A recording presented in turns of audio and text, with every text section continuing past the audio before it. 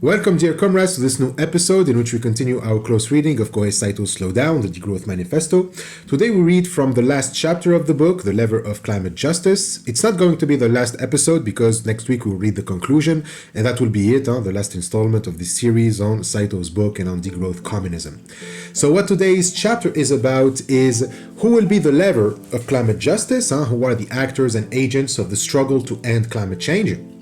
So the previous chapter was about what the transition to degrowth communism is really about. We say that it is about a transition from social relations based on commodity exchange to social relations based on mutual aid. Once we transform our social relations to that end by triggering a revolution in the site of production, we will get climate justice. We then discussed the 5 pillars of degrowth communism, meaning the 5 main ingredients for a society based on mutual aid. We said that we need a use-value-based economy, short working days, abolition of the uniform division of labor, the democratization of the production process, and lastly, prioritizing essential work. We've also discussed why traditional Marxism, although championing these 5 pillars, why it failed, and that was because of its lack of emphasis on climate justice, and therefore because of its emphasis on productivism. The problem is productivism is incompatible with nature's metabolic functioning, and thus it causes a metabolic rift which cannot be healed by productivist technologies. And Marx realized this at the end of his life, and therefore he made a radical change in his thought. Prior to this realization, as a productivist, he thought that only capitalism makes communism possible, and since capitalism is inherently based on productivism, then productivism will lead to communism. And so we've seen that this is impossible because of what capitalism as a productivist ideology does to nature's metabolisms. But if Marx believed for a moment in productivism, then he also believed that communism can only be possible in capitalist nations, meaning in Europe. And therefore only Europeans can bring communism to the rest of the world, which is quite the Eurocentric view. But having abandoned productivism, Marx also had to abandon Eurocentrism and argue that communism is as much possible, if not more possible, in places that weren't touched by capitalism than in the European countries. So in other words, it's not the global north who is responsible for the climate crisis and the social injustices that most of us suffer today. It's not going to be the global north that is going to bring communism and climate justice, but the global south. In short, the global south is the lever of climate justice. Last week we ended our episode with an emphasis on learning from the global south, from indigenous people, and this doesn't mean just learning from their sustainable practices, how they manage to live without causing metabolic rifts in nature, but also learn from their resistance practices. It is by resisting to capitalism in the similar ways that indigenous movements do resist all over the world, and especially in the global south, that we are going that we are more likely to bring about degrowth communism, which again is the only alternative to capitalism and climate change. So it is important to build solidarity with these movements and acts of resistance and learn from them, because what they teach is basically degrowth principles. It is radical skepticism towards growth and the promises of growth. It's the respect of nature and the priority to the buen vivir principle, which means how to live well. So this is how we can resist capitalism and transition to real communism, by emphasizing both the respect of nature and buen vivir. So these 2 principles that we discussed last week with indigenous movements in Ecuador, they are the basis for degrowth communism and its 5 pillars. And as such, whenever these movements sprout all over the world, we need to see them as seeds of degrowth communism, meaning that we have to make sure that their potential isn't wasted by building solidarity with them.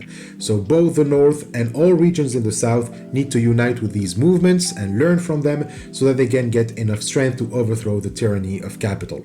So this last chapter, as Saito says, is precisely about that. It's about looking at some revolutionary initiatives emerging in cities worldwide through the lenses that Marx provided in his later ideas.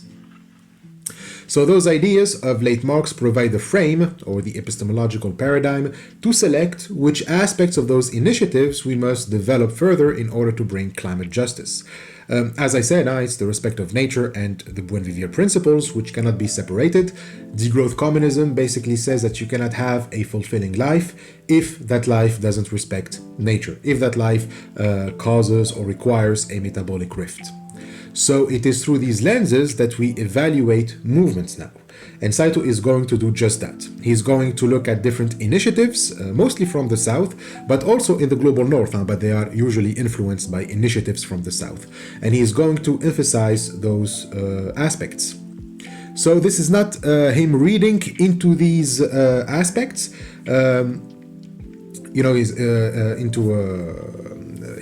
This is not Saito reading into those initiatives, these aspects of respect of nature and Buen Vivir.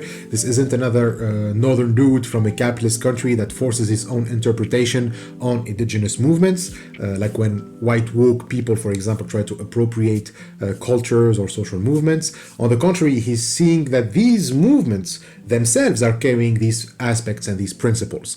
Marx didn't put on the Germanic tribes and the Russian Mirs his own interpretation when he was studying their sustainable agricultural practices. On the contrary, it's them who showed him that their practices carry the potential for communism. So the rejection of Marx's progressive view of history, productivism and Eurocentrism, came to him from letting the people that he usually regards as archaic, by letting them speak. Instead of wanting himself to teach others how to bring communism, he realized that it is those he regarded as archaic that are teaching him the principles on which to build communist societies. So, to quote Saito, behind Marx's eventual rejection of the progressive view of history and the acceptance of degrowth as a possibility lies his attention to the global South. It was only when Marx earnestly looked to the global South that his value system shifted. If Marx had clung to his Eurocentric stance, it would have been impossible for him to reach the insights he arrived at the near end of his life. Marx's openness to learning from the global South is even more important for us to emulate now in the 21st century. So Saito is basically doing the same. It is the initiatives themselves that carry principles of degrowth communism, respect of nature and Buen Vivir. Plus, as Saito says, people in the global South, they're the ones that bear most and the worst consequences of climate change caused by capitalism and the imperial mode of living due to displacement and externalization. So it only makes sense that they get a say in these matters more than the ones who are causing it. So let's stress again that this is not advocating the rejection of either urban living or technology in favor of returning to communal farming societies, because it's impossible at this point, and besides, it's not even desirable. Indigenous movements aren't the peak of humanity and happiness. It's not that everyone should live exactly like them without modern science and technology, with going back to lighting our rooms with candles and practicing, rain dances for good crops and explain bad weather with the anger of the gods. So it's important not to idealize that communal farming lifestyle or the survival hunter-gatherer lifestyle either, which is quite trendy today. Rather, what degrowth communism is about, it's not, going back to nature, but going towards a new rationalization, meaning that we take the political principles of those archaic farming communities and we make them rational through technology and science. By more rational, I mean a better understanding of nature's metabolism and create behavior that is more in sync with that metabolism, while also, allowing for happiness and more fulfilling lives. So obviously, despite the political principles of those ancient communities, the respect of nature and the emphasis on Buen Vivir, there were many obstacles to live up to those principles.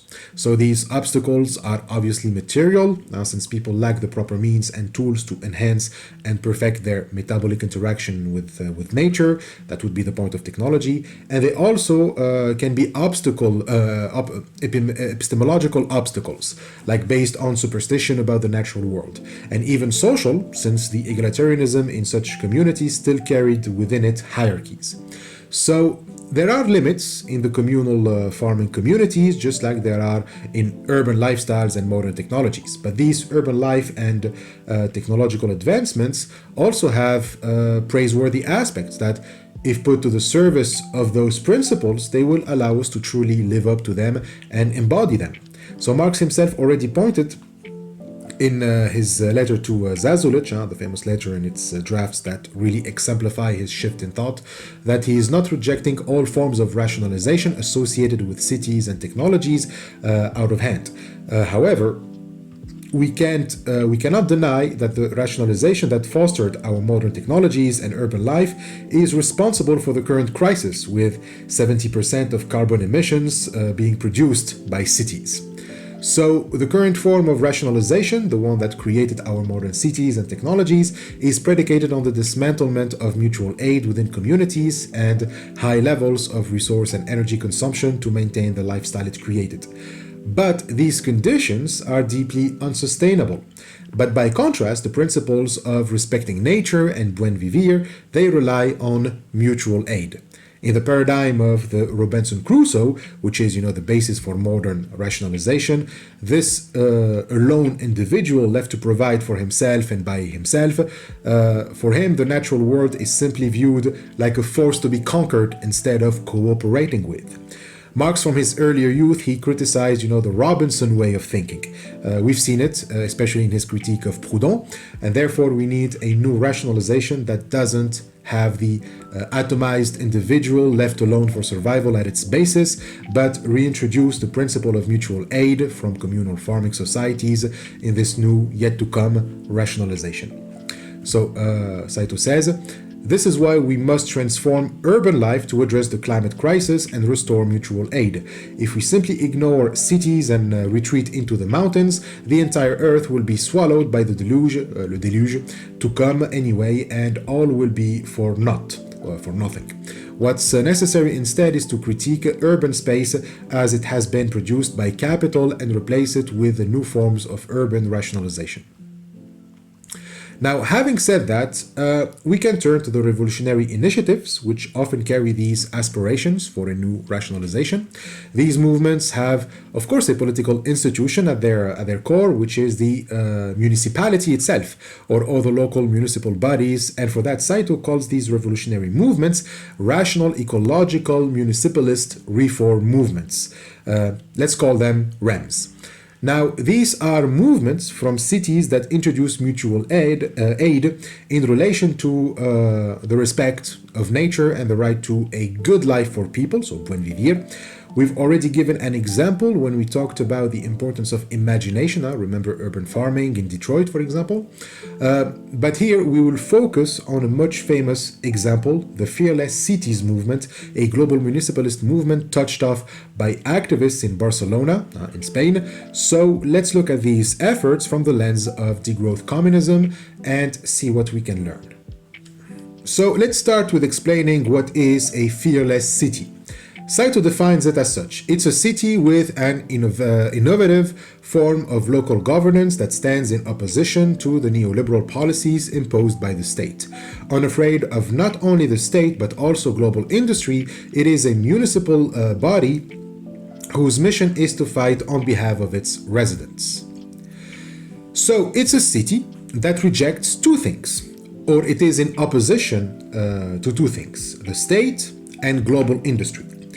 More precisely, it's a city that can reject the state and global industry if these try to impose neoliberal policies on it, or, just capitalist policies. So being capable of opposing these two, so let's call the state the Leviathan and global industry, or capitalism and neoliberalism, the market, the behemoth. So a fearless city need an institutional body capable of fighting on behalf of its residents and protecting them and also their interests against these two biblical monsters. So this body is a municipal body, meaning that it is a local body of governance. A municipality is the smallest administrative and political unit of governance within a state, usually a city, a town, or local community that has a municipal government. It typically includes a defined territory, which can be urban or rural, a local population, an elected council or mayor, and an administrative authority over local matters such as urban planning, waste management, public services, schools, transport, water, local taxes and budgets, etc. So basically, a municipality is the basic level of political organization where people directly experience governance. You can say it's the government closest to the people, and as such, people can be more expected to participate in that form of governance. Local power, for example, close power to people means more involvement of the people in that power. So municipalism is the political theory that wants to stretch the type of local governance of the municipality to most and especially to the most important political matters. So here, the municipality is not just an administrative unit, it becomes the primary site of democratic life, actually. So in municipalism, the municipality, rather than the nation state or the market, is the foundation of democracy, of autonomy, and social change. Power and decision-making should flow from the bottom up through local assemblies and confederations of municipalities, not from top-down centralized states. So municipal assemblies, they can be neighborhood or citywide, they replace bureaucratic institutions. Citizens deliberate and decide directly on policies, budgets, and community projects, and representation is minimized while participation is maximized. So this resembles more a direct democracy than a representative democracy. Then the different municipalism, like I said, need to form a confederation. The different municipalities, they need to form a confederation. So a municipality needs solidarity and unity with others, thereby going beyond localism. If we are dealing with climate change and we want to solve it through degrowth communism, then we cannot rely on localism. So don't confuse the emphasis on keeping power, production, and consumption local with localism, which is more about, a municipality's self-reliance and sufficiency to the point where it closes down on itself. So to solve the global crisis, this isn't the best strategy, especially if we claim to be communists. Communism is a globalist philosophy, so it cannot be localist. So mutual aid cannot just be confined to members of the same community, but has to extend to even outsiders, and especially outsiders. As Saito says, a single municipal body can do little to fight global capitalism by itself, which is why cities around the world and their citizens are joining up to exchange information and act in solidarity to create a new society for all. So municipalities come together to form a confederation. They federate or confederate with others to coordinate at regional or global scales. And so this avoids isolation and ensures mutual aid through a network of self-governing cities, replacing the nation state. So a fearless city starts with this. It is powerful enough because it has created networks of mutual aid among its members, like the residents got each other's backs. They don't rely on the state to find solutions or to make reforms or whatever solution they need. They don't rely on the state, but they just rely on each other. And as such, they are capable of pushing against measures that involve the commodification of their social relations. Saito mentions acts of resistance like, placing time restrictions on Airbnb stays within cities, or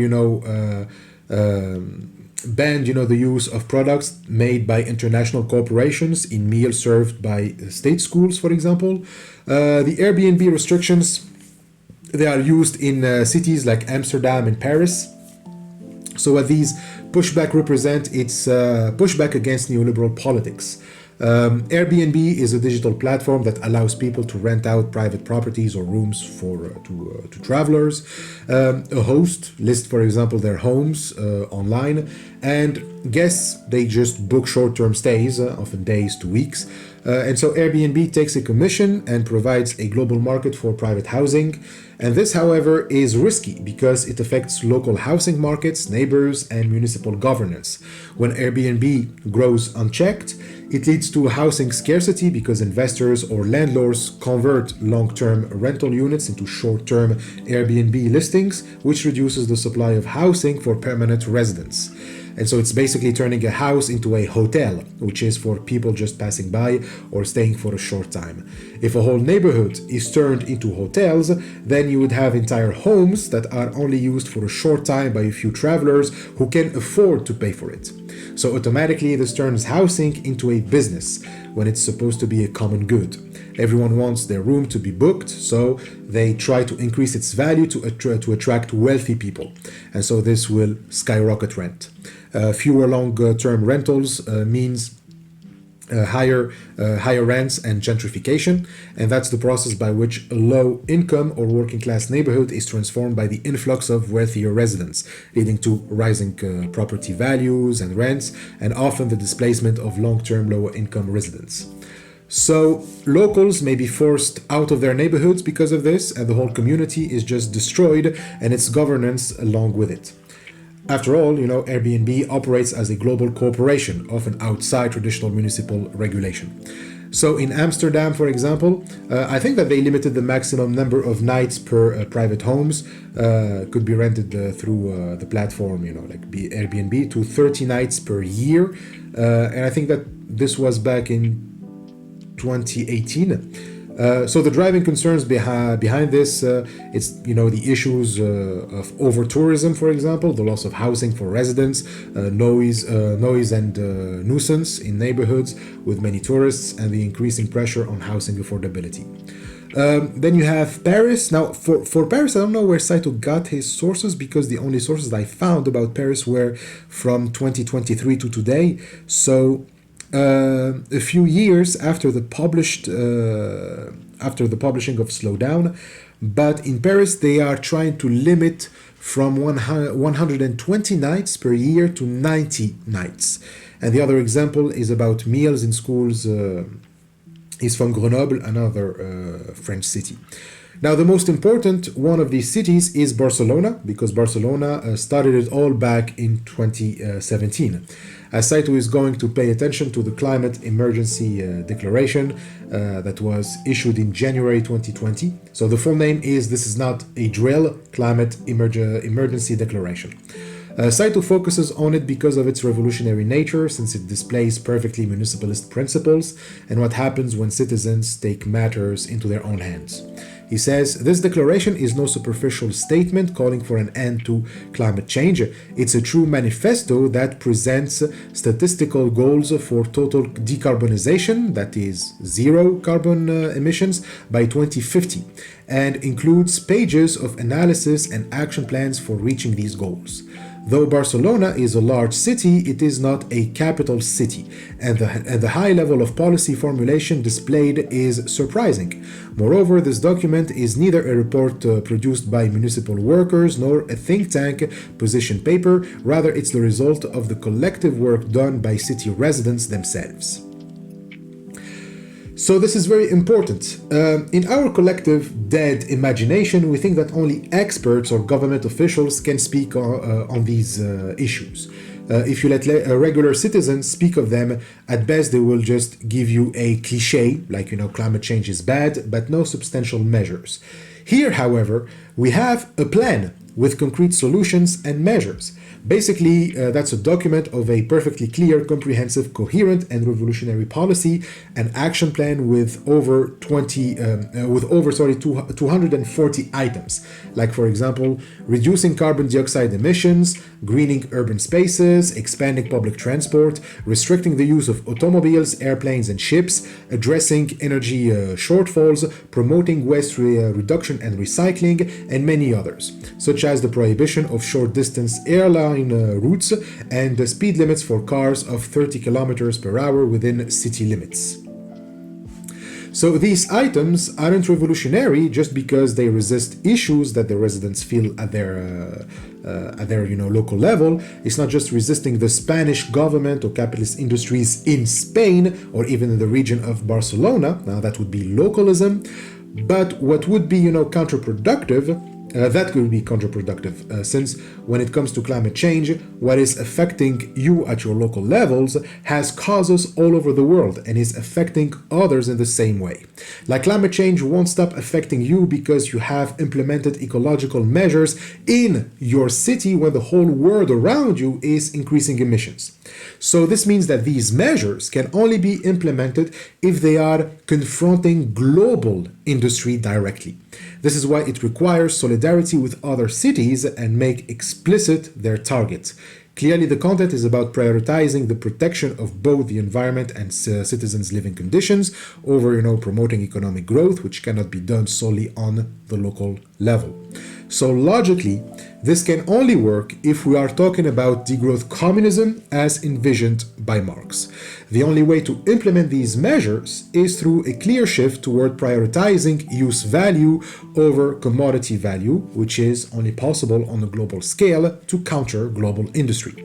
So the declaration even makes explicit claims that align with a degrowth society. Saito quotes from the declaration's action item, change of economic model. So, quote, "The current economic model is based on continuous growth and a never-ending race for profits, with an ever-increasing consumption of natural resources. The same economic system that is putting our planet's ecological balance in danger has significantly increased its inequalities. Without a doubt, the global ecological crisis and the climate crisis in particular are largely due to excessive consumption on the part of the rich countries and, above all, the wealthiest social groups." So this is just, from the beginning of the item or section on page 19 of the declaration. Now, I should say this, but if you read the declaration, and you can download it from the official Barcelona web portal, barcelona.cat, CIT. Just Google "This is not a drill climate emergency declaration, Barcelona, January 2020, and you will find it. Anyway, so since Slow Down was initially written in Japanese, Saito translated the quotes from the declaration, which was written in English, not Spanish. So in the original version of Slow Down, the quotes from the declaration are written in Japanese. And when Bergstrom translated Slow Down to English, he translated Saito's translation of the quotes from the declaration, which means that the quote that we just read from Saito is different from the one you will find in the declaration. But the meaning is the same. Anyways, now let's go back to the quote. I just wanted to clarify, because if you read the quote from the document, maybe you will find another quote, like some terms have been changed or stuff like that, and maybe that can confuse you, but just wanted to explain why, you wouldn't find exactly the same quote. So let's go back to it. So we clearly read here a text that could have been written by Saito himself. After all, what is the criticism of the book? That capitalism gave rise to the never-ending race of profits and excessive consumption of resources directly responsible for climate change. So the declaration is explicitly calling not for a reform, but for a change of an economic model in favor of one that respects Earth's ecological limits and ensures a decent life for all. So this is also a quote from the paragraph right after the one quoted by Saito. We need a development and economic model that respects natural limits and guarantees a decent life for all. They also add an economy that is fairer, more social, more environmental, and leaves no one behind. They even divided the actions based on which agent is supposed to carry them. They were like, here's what the state should do, here's what the government of Catalonia should do, and here's what the Barcelona city council, the municipality, should do. Now, this isn't Communism, because in this model you still have big companies, and one of the initiatives of the government of Catalonia is to encourage voluntary agreement by big companies to reduce greenhouse gas emissions, which sounds pretty naive and a dangerous concession to capitalism, which makes it, despite its revolutionary spirit, a little bit reformist. But the fact remains that this is a big step forward. This is more progressive than any policy we had from political leaders. And let's also appreciate that this passage was written by common citizens. These are the radical actions that we need. These citizen actions need to gain more support from the populace and accumulate even enough power to spur the city government into action. In other words, we need to move from a social movement to a local political party now. So now we need a little bit of the history of the fearless cities movement, because like Saito says, this didn't happen overnight. We are talking about a strong, tenacious citizen movement lasting more than 10 years. It all started in 2008 with the collapse of the Lehman Brothers, which triggered the financial crisis of 2008. In case you didn't know how the crisis started, here's what went down. So it's about housing prices, another example of why you should never treat housing as a business, but as a common good. So the Lehman Brothers were one of the world's leading investment banks. In the early 2000s, the US experienced an unprecedented housing boom, fueled by low interest rates, financial deregulation, and the widespread belief that real estate prices would never fall. So this means that banks started giving loans to everyone, even people with poor credits, meaning people who may not be able to pay back their loans. So these are called subprime loans. Those people were supposed to buy houses with those loans, so naturally this made the price of houses go up. Now, how does a loan work? Well, you borrow money from a bank with interest, and this means that you have to pay the bank back its money. Now that's your mortgage, and usually you pay back that money over many years, like 20 or 30 years. But the bank prefers to get its money back sooner. So what does it do? Well, it transfers the loan to someone else, to an investor, for example. This means that an investor buys the loan from the bank, meaning that he pays back the loan, while now you have to pay the investor back. And so this is called securitization, which allowed the bank to avoid waiting for decades to get its full money back and avoid the risk that people fail to pay their mortgage. So the Lehman Brothers, they made whole packages of loans with many subprime loans and sold them to investors. And so these are called MBS, mortgages backed security. Now you may say that this is stupid, because why would a bank give a loan to people that it doesn't know if they will pay it back? And why would the investor buy someone else's mortgage without a guarantee that the people that they are buying the mortgage from will pay them back? Well, for the bank, it's only stupid if there is no investor to secure that it gets its money back. But since it knows that the investor will give it back its money with the interest way sooner than waiting for 30 years, then it's actually pretty profitable. And for the investor, it's stupid only if the housing prices stagnate or go down. Since the prices were going up, people believe that they will keep going up, which means that even if I couldn't pay back the mortgage, the investor can take my house and sell it for a higher price than the loan. But as we have seen before in our chapter on capitalist scarcity, housing prices go up because of speculation. This is a speculation bubble which will eventually burst, and the prices will drastically come crashing down. And that's exactly what happened. The bubble burst. With the housing prices now going down, no investor wanted to buy any MBS anymore. So the banks found themselves unable to get their money back. They also counted on the government to bail them, but it didn't work, and so by September 28, they declared bankruptcy with $639 billion in assets and $619 billion in debts. And so it was the largest bankruptcy filing in US history. And so the collapse sent immediate shockwaves through the global financial system. Banks stopped lending to one another, fearing hitting exposure to toxic assets, a paralysis known as the credit crunch. And so within days, major institutions faced similar crises, forcing the US government and the Federal Reserve to intervene on an unprecedented scale. And so the contagion spread globally. European banks, which had invested heavily in US MBS, mortgage-backed securities, they faced insolvency.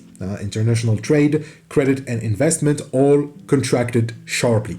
And so the resulting Great Recession led to millions of job losses, foreclosures, and widespread austerity policies. And Spain was one of those countries that got hit the hardest by the crisis. Here's Saito describing the situation at the time of the crisis. At the time, unemployment hit 15%, and poverty became rampant at the same time that public services and social security were being cut mercilessly due to austerity measures imposed by the European Union. Adding insult to injury, the lives of average citizens in Barcelona grew more difficult due to the development of the tourism industry. Landlords were methodically replacing rentals catering to locals with short-term lodgings catering to tourists. Rents skyrocketed, leading many residents to lose their homes. The cost of living also increased precipitously. Barcelona became a city where the contradictions of neoliberal globalization rear their heads most destructively. So that's the situation in Spain. The Fearless Cities movement started as a response to this. First, in 2011, a series of political upheavals known as the 15M movement, in the form of occupations of the city's public plazas, started as a response to austerity measures, economic inequality, and political corruption. And so this movement gave rise to various civic platforms, including a locally grounded municipal political party known as Barcelona in Common. And so these political platforms sought to bring together citizens, activists, and political organizations to challenge the status quo. In 2015, Barcelona in Common, achieved a significant milestone by electing Ada Colau, not sure of the pronunciation, I'm going to say Ada Colau, a prominent housing rights activist engaged with anti-poverty movements, as the mayor of Barcelona. And she did everything you expect from a mayor in municipalism. She set up a system to bring grassroots voices into city government by opening the city hall to common citizens, where they can hold city council meetings. So basically, she turned the hall into a platform for citizens' voices to be heard. She also carefully listened to neighborhood associations and those who worked in the realm of the commons, waterworks, energy, etc. So here we can see how both grassroots movements and politics work together. Politics arise directly from social movements, showing the potential of grassroots mobilization to effect political change, and how politics can make those movements even stronger by giving them platforms to raise their voices. So building on this momentum, Barcelona in Common organized the inaugural Fearless Cities Summit in June 2017. And the summit convoked over 700 participants from more than 100 municipalities across 6 continents, marking the first global gathering of the nascent municipalist movement.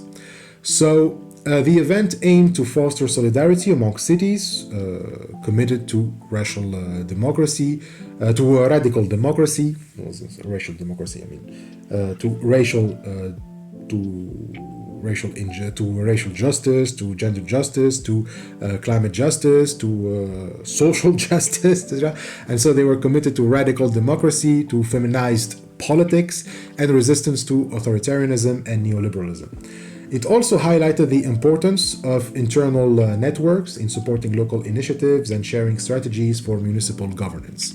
So following the 2017 summit, the Fearless Cities movement continued to expand with subsequent summits held in various cities, including Warsaw, New York, Brussels, following the same model. So providing platforms for citizens, activists, and municipal leaders to discuss challenges and develop collaborative solutions to common problems. So the movement's influence extended beyond Europe and the Americas, inspiring similar initiatives in regions such as Africa, Asia, and the Middle East, where local groups used the platforms to address housing rights, environmental justice, etc. So the declaration was also written through the same process. It was based on analysis conducted by a climate emergency committee. It was a committee made up of more than 300 citizens drawn from more than 200 citizen groups, associations, and public enterprises in Barcelona. Saito mentions Barcelona Energy, a public enterprise focused on renewable energy, and other people engaged in area like public housing who also joined the workshops. So this eventually led to the writing of the declaration. So the declaration was a collective initiative exemplifying the kind of practice carried by degrowth communist principles. So to quote Saito, in other words, the declaration was co-written by citizens, workers, and specialists from all areas related to social production. It was a project conducted jointly by citizens from all walks of life in the city. If it hadn't been conducted this way, it surely wouldn't have been able to achieve the level of concreteness that it did as a reform package. As Marx would say, true social transformation arises from the realm of production. So the efforts put together in drafting the declaration are clear examples of horizontal solidarity, which is for Saito the only effective way to counter climate change. We fight climate change through horizontal solidarity, both at the local and at the global level. So this is the rejection of politicalism, the reliance on political authority and experts to take care of things, and the adoption of an egalitarian framework. This means social justice and climate justice are intrinsically linked. You cannot solve climate change, for example, without gender equality, without dismantling hierarchical structures. This also means that all social movements and struggles need to come together and support one another. Barcelona did this on its local level. The writing of the declaration was only possible through the establishment of networks for different social projects so they can all benefit each other. Issues like, water, power, housing, but also race, gender, and even animal rights. All of them not only need one another's support, they are also interconnected since they can only be solved if climate change is solved. So that's what Barcelona did. It understood that climate change is also a race and gender issue, that it's also an issue about water access, about water ownership.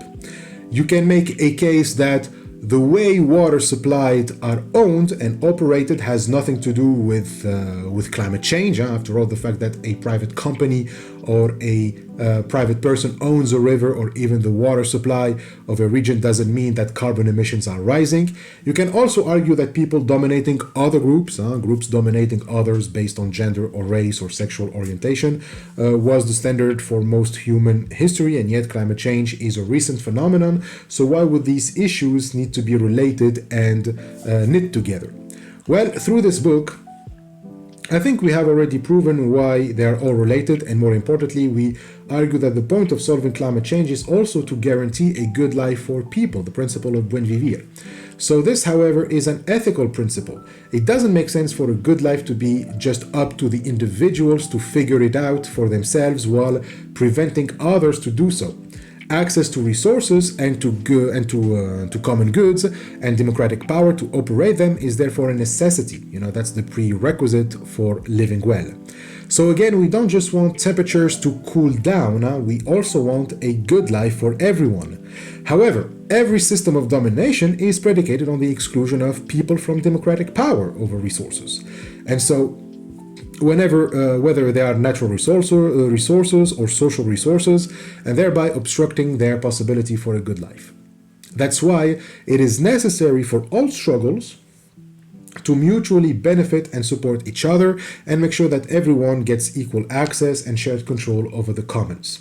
So this makes every issue an ecological issue as well. That water should be owned and operated publicly is an ecological issue. Same thing with electricity and other sources of energy to power housing, as well as housing itself. We've already covered enough on this topic of housing inequality, and we saw how it relates to climate change. As for energy production, consumption, and distribution, these are also related to ecology. I mean, Saito gives the example of electricity, noting that when electricity bills rise, it hurts poor residents the most. The reason for this disparity is because the current energy system is likely privatized, meaning private companies run it for profit. They charge as much as the market allows. But for the market to become the criteria for energy value requires that the energy be kept at bay from people, meaning that electricity isn't produced locally but is centralized and then distributed over a large area like a whole nation. However, if we replace the private energy provider with a publicly owned renewable energy local company. So again, this is not nationalization. We're not talking about giving ownership to the state, because that would be the same thing. Rather, we are talking about giving ownership to ownership of a company to the municipality. Okay, a company owned by the municipality and one that uses local renewable energy sources. Okay, like for example, solar or wind power, and it focuses on local production for local consumption. So this has economic, social, and of course environmental benefits. The money that residents pay for electricity would stay within the community instead of going to corporate shareholders. And so that way profits could be reinvested in public projects, in schools, transport, in housing, etc. So which creates a virtuous economic circle. Lower or fairer energy prices would help reduce poverty among low-income households, so we get social equality, and using renewable renewables would reduce carbon emissions and help fight climate change. So this example shows how public, community-based energy can tackle both poverty and environmental degradation. The second example about energy to powerhouses is similar. Private housing markets are often driven by profit and speculation, and we've seen this. Poor residents risk being displaced by gentrification. When wealthier people move in, prices rise, and original residents are forced out. So you need to build public housing owned and managed by the community and powered by renewable energy that is free and owned also by the community rather than by private enterprise or the state. Saito thinks of solar energy here. So the houses are powered through solar panels also produced by local companies. Solar panels, they generate clean energy, they reduce carbon emissions, plus it's just taking energy from the sun, so it is cheaper and thus more affordable, just like public housing provides affordable, stable homes, giving people housing security. And of course, it resists gentrification since the housing isn't controlled by speculative capital, but by public or community ownership, and especially it's controlled by need. So this is another example that combines green technology with social justice, showing that environmental solutions can also help solve housing and the housing problem and inequality problems. So the Barcelona Declaration brought all of the social movements and projects into a mutually beneficial network. In other words, issues cannot be solved as isolated cases or by priority. Now, the issue of water ownership and of gender equality, for example, must come together without a hierarchy in their importance. And so Saito says, applying these perspective of climate change to single issue reform movements allows for the creation of horizontal solidarity that transcends the particularities of specific issues. Incorporating efforts to address climate change into various single issue movements allows for connections to arise between them, driving them to push for more systemic change, including economic, social, and cultural transformations. On top of that, what we see here in these examples is the conscious replacement of the artificial scarcity of capitalism with a radical abundance of the commons. So that's it. All social projects and movements are aiming at systemic change. You cannot bring gender equality without targeting the social system in its entirety, likewise with racism. But systemic changes require transformations at the economic, social, and cultural layers of society. But these transformations, they require collaboration and solidarity between activists in all different issues. So anti-racism, feminism, queer activism, class struggle, food sovereignty, etc. All of these movements need something to bring them together in a single issue, according to Saito, and that is climate change as a product of capitalism and artificial scarcity that capitalism produces. In other words, the core struggle of all social struggles is the return of the radical abundance of the commons. But Barcelona wouldn't be able to bring these movements together in writing the declaration if it didn't have a long history of cooperation culture. The strategies, policy, and methodology expressed in the declaration are emblematic of the long tradition of workers' co-ops in Spain. Remember how Marx was enthusiastic about co-ops, referring to them as a form of possible communism in his The Civil War in France, when he read about communism's abundance, when we read about communism's abundance in chapter 6, and how Spain is pretty famous for having the biggest cooperatives in the world. Barcelona is famous for what's called a social solidarity economy. It's worker cooperatives, but also consumer and service cooperatives, housing cooperatives, educational cooperatives, mutual aid societies, organic produce collectives, and so on. They employ about 53,000 people, or 8% of the people employed in the city, producing 7% of the city's total gross production. The note in 163. It refers to an article by Japanese journalist Hiroyuki Hirota, which is like a report on the current situation of the solidarity economy in Barcelona. It's in Japanese, but I managed to read it through translation through a ChatGPT translation. And that's where Saito found that data, and you can find everything about each one of those companies, even the inclusive and egalitarian practices. For example, about workers' cooperatives, Hirota writes that they have an egalitarian gender ratio of workers, 47.9% male and 52.1% female. Their activities cover industries of all kinds, like manufacturing, agriculture, education, waste disposal, housing, etc. Like almost all of their activities serve use value purposes and support citizen-led urban renewal projects. Like they encourage their citizens to always occupy the city, to always have a skill to put in use as a way to combat gentrification and over-tourism. Like they are always using their city space, always, learning new skills. They also offer vocational training for the youth so that they don't become inactive or bored, as well as support for the unemployed and local residents so that all members of the community feel like they contribute and belong.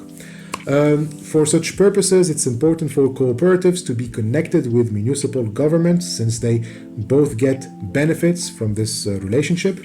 The fact that cooperatives have influence on the city's governance pushes governments to prioritize local justice-oriented projects when allocating public support and funding. In other words, it's through cooperatives that governments can push for policies to always keep capital within the community, and thus they allow cooperatives to flourish as they gain more sources of funding.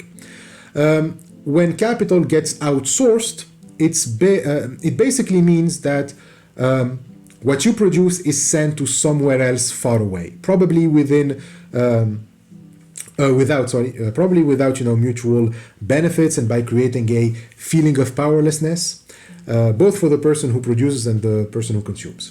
And so this is how colonialism, for example, works, by outsourcing capital and production from the periphery to the core. So the outsourcing always lead to an unequal exchange between the one who outsources and the one who receives that capital. However, cooperatives, since they prioritize social benefits for their community, since they operate on principles of solidarity and mutual aid instead of profit, they are more efficient to pressure governments to implement insourcing measures. Saito calls this a transition from outsourcing to insourcing. He says it like that, transition from outsourcing to insourcing. And so resources and their benefits remain inside the community. This doesn't mean that a community cannot share its resources with another that needs them, of course. On the contrary, it is through insourcing measures that we will be able to create a horizontal solidarity between different communities and federations, which avoids all risks of exploitation. So cooperatives only strengthen municipal governance. And likewise, municipal governments strengthen cooperatives, since it is by its very nature of being a municipal government that cooperative voices can have power and influence over governance. So decision makers of a municipal governments are way more likely to listen to cooperatives, since cooperatives have direct access to city halls, thus they have greater power. And so this, according to Saito, stimulates both political engagement and social movements. Cooperatives are all about empowering people, whether workers or consumers, and thus having the kind of government that's sensitive to your demands and to your goals will only make you stronger and more efficient at achieving those goals and at empowering people. And empowered people participate in political life because they want a kind of society that lasts. They think long term. They think how to build a social system that is resilient, meaning a social system that empowers even more all of its members by making them free and autonomous. So such system requires egalitarian structures, that people have access to resources, to whatever it is required to enjoy a great life, to feel that they can rely on each other for safety, to be free from crippling anxiety. In other words, create a world where all can feel at home. As Saito says, shifting the emphasis away from short-term profit making and toward mutual aid and the autonomous active participation of cooperative members in politics paves the way for participatory socialism to cross over from the site of production to society at large. A dynamism arises between citizens and local governance that was previously absent, spurring both to higher levels of performance. This is the first step toward the transition to a form of sustainable participatory socialism based on mutual aid, not an economic model based on exploitation and plunder. This is what Marx referred to as free association. So, like I said, building a system of egalitarian structures is a system that connects municipal governance with cooperatives. Now you have everything that you need for a system based on mutual aid. There are no unbalanced power dynamics between individuals, and because they are equal, their association is free. Free association, as Marx theorizes it, doesn't mean that you just choose who to associate with. That would carry a big risk of excluding members and create insular groups with distinctions based between insiders and outsiders. So, like we explained in chapter 4, Marx in the Interpretating, free association means an association that is voluntary, meaning an association free from coercion and from unbalanced power dynamics, not just within the association itself, but even beyond it. Racists, can argue that among them they are egalitarian, that there is no coercion when they decide to make a group. However, that free association is predicated on the discrimination and exclusion of someone else. They need, the other to be vulnerable and inferior in order for them to be equal. And as such, they need to exclude the other from the labor and production process, and so this isn't free association in the Marxist sense. At best, it can be a free association in a libertarian sense, like for example when a bakery refuses to bake a wedding cake for a homosexual or a black couple. A libertarian won't necessarily find it a problem with this, but Marx, a Marxist would. Plus, such associations need to exert some sort of pressure on its members to conform them into these arbitrary social hierarchies. You need to keep, people ignorant and irrational by spreading false rumors and myths about the outside group, which runs against everything that Marx stands for and the rationality that is supposed to back up these free associations.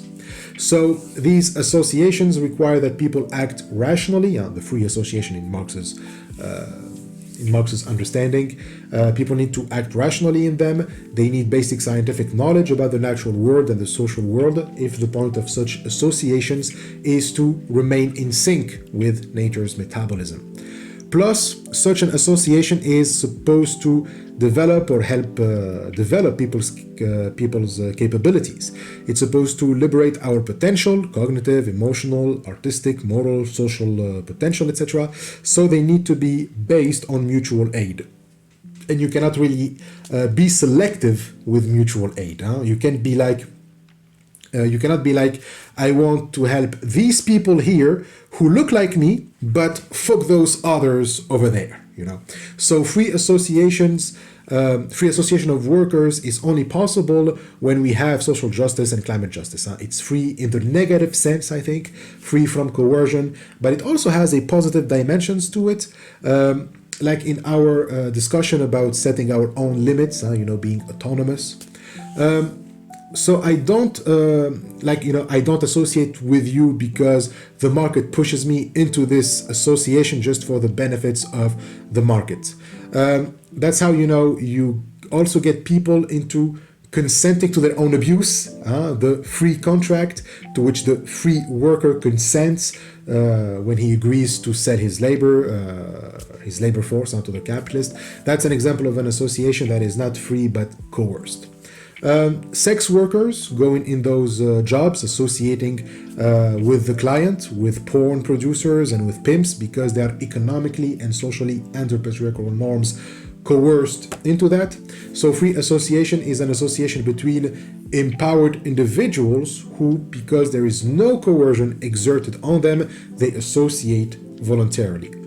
So people no longer relate to each other through markets, through money or wage labor. Instead, they freely cooperate to produce what society needs, collectively decide how to distribute it, and actively participate in decision making rather than just, obeying bosses or bureaucrats.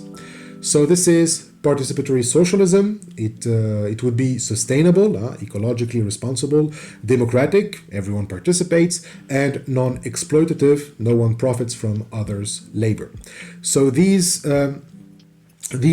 three must always be together. They must, entail one another, and there is no class domination, no exploitation, and no state coercion forcing people to work for profit.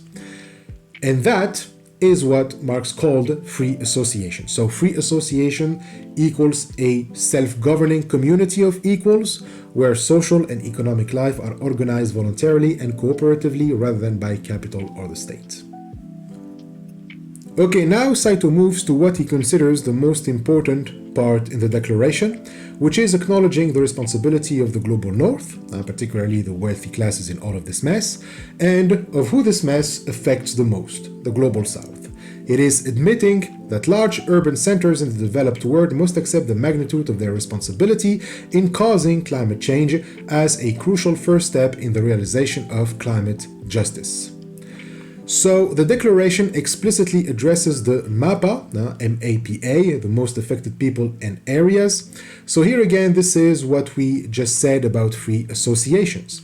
Let's not. So it's not. We say, well, let's build a system here where we, as white people of the global north, can live freely, and who cares about what happens on the other side of the globe. So the philosophy of the free association is none of us are free if one of us is chained, especially when the one that is chained because of us. So reclaiming climate justice has to be done with the conscious and full acknowledged goal to stop climate change while alleviating the injustice that the MAPA are, subjected to. But this isn't the white savior complex. It's not, white wokeism, where the same people who exploited and plundered the global south now start making apologies and, we just watch them fix the mess that they created. The reason why we are in this shit in the first place is because we were left out of the decision-making processes over our own resources. So if fixing it means that you also leave us out of the solution so that you can wash off your guilt, then thank you for the apology, but you can shove it up your ass, frankly. No good decisions have ever been taken out of guilt, and usually people trying to do the right thing because they want to be relieved from guilt just want to prove, to you how good they are. They just want to remain in the spotlight, and guess what? They are still as incompetent as they were in the first place. So that's why the Barcelona Declaration states that the transition to an economic system that can bring about climate justice must include the voices of those most severely affected by environmental damage, especially women from the global south. In other words, it's also important that the South also writes their declaration too, and that all declarations agree to dismantle all privileges and unequal power dynamic and usher global egalitarianism, global egalitarian measures. So here's a quote from the declaration. Women are disproportionately more vulnerable to the impacts of the climate crisis. In fact, 80% of people displaced by climate crisis are women, yet they are the main caregivers. If we are to tackle the climate emergency, we have to transform an economic model that is unsustainable and unfair. So that being said, it's also unfair if this means that it is up to the MAPA to make the transition and carry the transformation, while those in the north just sit back and watch. While we can agree that asking from the same person who made you vulnerable by putting such a burden over you to lift, that burden is fishy. You don't ask the same person who fucked you up to fix it, because chances are they will fuck you up again. And at the same time, it is unfair that they put you in such a mess and you are the one who has to clean it up. So either way, the system of oppression won't get lifted if we just, let the global north fix it, or if we say, okay, so the global north fucked the global south, but now I got the lesson. I will just leave you to it, and I will just watch you fix the planet that I fucked. So asking those who benefit from it reaffirms your disempowerment, and trying to lift it yourself also reaffirms your disempowerment, because those who impose that system seem to just, get away with it. So Saito says, moreover, the document continues, major cities in the developed world have the responsibility to lead the transition to a society that leaves no one behind, that promotes both shared care work and the fraternal relations between human beings, other living beings, and nature. The burden of this transition must be borne not by the most vulnerable, but by the most privileged. So that's from the introduction of the declaration.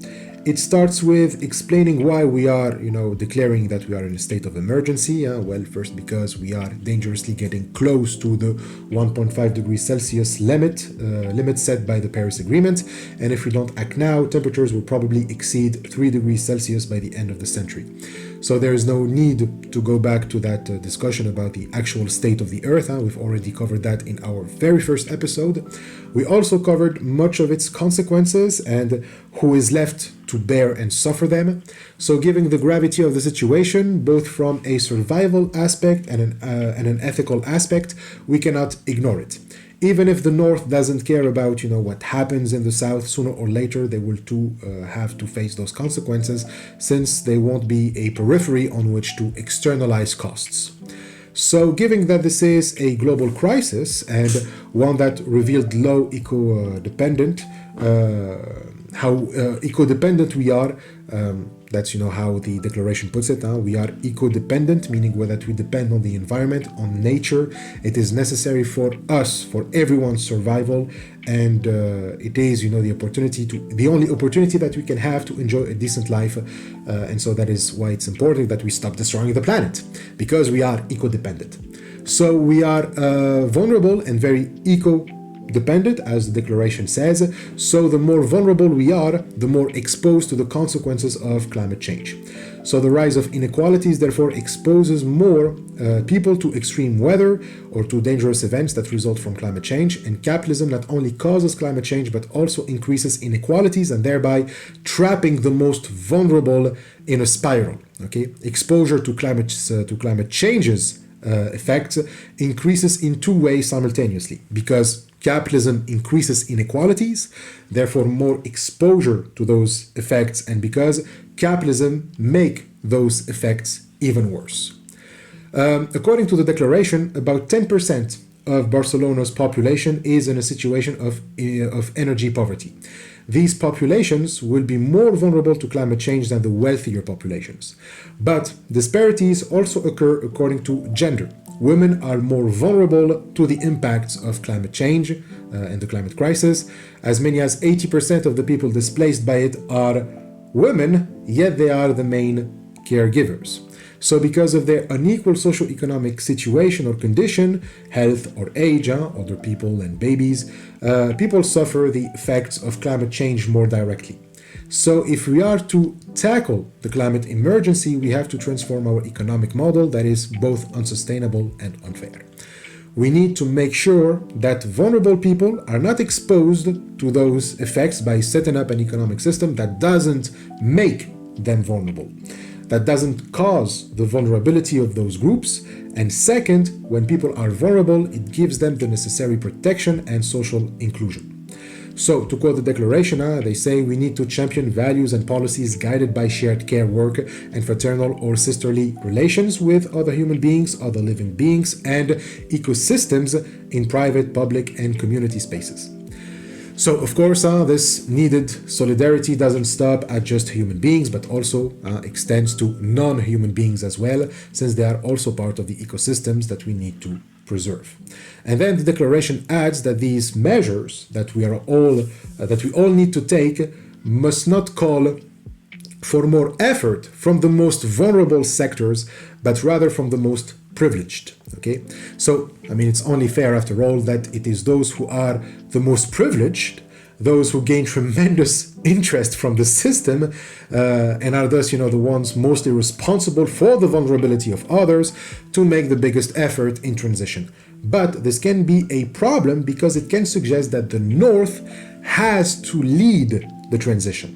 How can the North be the one who leads this transition, especially when we know that this transition can only be possible if the South raises their voices, that they become active agents in the transition? I mean, from the beginning we said that this chapter was supposed to be about learning from the South, and supposed to be, that the lever of climate justice is in the South. So we must make the South active agents in the transition, and that the North is supposed to learn from the South the kind of resistance that will lead to that transition. So while we agree that it is unfair to ask from the most vulnerable to bear the burdens of this transition, given that the vulnerable have been through enough, they borne enough burden, the fact that the most privileged must lead this transition isn't satisfying either. So what gives? So what does leading actually mean here? Well, it's more about the North having to dismantle the very system that is stifling the planet, that they actively, and honestly become serious about anti-capitalism, then they show the way to the rest of the world, since that will force us back into Eurocentrism. So this is to be understood as an act of humility, that first the global North stops trying to give life lessons to the rest of the world because they fucked up.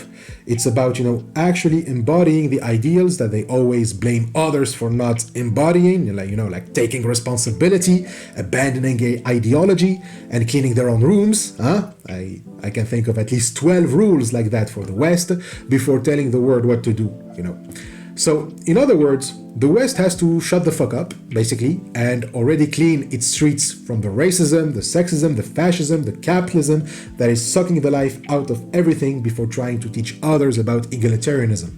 when shared care work and the fraternal relations between human beings, other living beings, and nature become actual realities in the North and not just, empty words for greenwashing capitalism.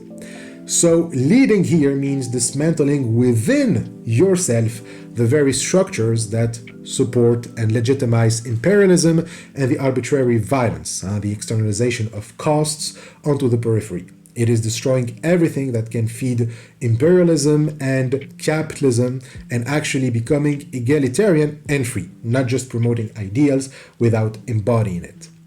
And after all, as we shall see in a minute, the fearless cities movements were also inspired not just from Spanish tradition of cooperatives, but also by Southern social movements as well. So this is how you actually build a democratic and egalitarian movement that transcends national borders. If the movement in Barcelona was this successful, it's because it managed to foster international solidarity in the fight against the dominion of capital. The Fearless Cities movements, they aim at a genuine transformation of its structure, providing its people with actual democratic power, and therefore cities following municipalist principles find themselves enabling and empowering other cities as well and vice versa. Like in our example of the relationship between municipal governments and cooperatives, each has a structure that is in perfect harmony with the other. They create a metabolic interaction because they have made it so that their interactions become holistic, like in some sort of symbiosis between the two organisms that manage to benefit each other. Except that here, that mutual benefit isn't accidental but designed. So for a global movement, each part of the globe needs to have the right conditions for it. A global movement based on solidarity and mutual aid requires that all of its agents have provided the right conditions for that solidarity and aid to take place. Like I said, mutual aid and cooperation cannot just be limited to within the cities. It is good that cities provide for themselves the proper conditions to foster mutual aid and cooperation, but they also need to foster those conditions so that cooperation and mutual aid happen between cities too. And so this is the federations that we talked about. Examples of cooperation can be sharing knowledge between cities about how to reverse the privatization of public services like waterworks and how these can be managed more efficiently communally. Any knowledge that can be of service to a community has to be public knowledge. Any know-how about the management of the commons can be a real lifesaver, as Saito says. Any knowledge about proper and efficient resistance against large transitional corporations and private businesses running what's supposed to be a common good must be shared. So, all around the world, we need municipalist structures. Saito distinguishes municipalities from municipalism.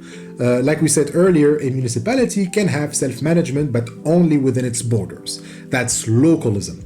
And you can argue that this is often how municipal governance operates. Municipalism, on the other hand, is implementing the self-management of governance of municipalities at a global level. He writes, "The spirit of networking and solidarity across nation borders between reformist municipal bodies is referred to as municipalism. In contrast to previous forms of municipal governments that tended to be closed and provincial, municipalism strives towards city governments that is open and international." In note 165, Saito mentions a book by another scholar to whom he's very indebted because he says that his work on municipalism is primarily based on this scholar's work. Unfortunately, that source is a book written in Japanese, so I don't have the translation, and it's a book. It's not really. I cannot really use ChatGPT to translate the whole book. But Saito says that he's just taken from the 7th chapter of that book. But it's not the same, to translate just an article that you find and a whole chapter through ChatGPT or Google Translation, because the whole chapter, you can run the risk of misreading it. But if you want to read it, it is by Kishimoto Satoko, and so this is the title in Japanese. I think it's pronounced Suido Futatabi Kogyoka, which literally means make waterworks public again. By the way, Satoko is the first female mayor of Suginami in Tokyo, and we already mentioned her when we read the preface to the English edition. Anyways, to go back to our main subject, municipalism needs to be global, so that's the point. And that's why, as Saito says, the municipalism of the Fearless Cities movement found echo all over the world with a network that now includes 77 locations, obviously in Barcelona, but also in all continents in Africa, Southern America, and Asia. So this is where we get to our hot topic, learning from the Global South. So the Fearless Cities, as a movement launched from Europe, can be seen as another attempt from the North to keep its domination over the South, right? It's another form of imperialism in disguise. And so this is what we said earlier. Municipalism is just another movement centering white people from the global North. But as Saito says, as he points, the communal management and participatory socialism independent of the state that is promoted by this European municipalist movements were actually developed first and most effectively in the Global South. Saito mentions the 1990s movements from Mexico, the 1994 Zapatista movement, led by the indigenous peoples of the Chiapas, and the 1993 International Farmers Cooperative via Campesina, Spanish for the peasant's way. So let's start with the most famous one, the Zapatista movement. So it is formally known as the Zapatista Army of National Liberation, or EZLN. It emerged from southern Mexico, especially in Chiapas, one of the country's poorest states, as a response to the North American free trade agreement, so the NAFTA, the NAFTA. So the NAFTA was a major trade deal between the United States, Canada, and Mexico that came in effect on January the 1st, 1994. The aim is to eliminate trade barriers, such as, tariffs and import quotas between the three countries, creating one of the world's largest free trade zones. And so this includes the gradual removal of taxes on imports and exports between the three countries, guaranteeing foreign investment protections. Like, it makes it easier for the US and Canadian companies to invest in Mexico, and supposedly vice versa. And more importantly, it's about agricultural liberalization, opening Mexican markets to US agribusiness. So it's just about more neoliberalism. As you can guess, Mexico got the shorter end of the stick.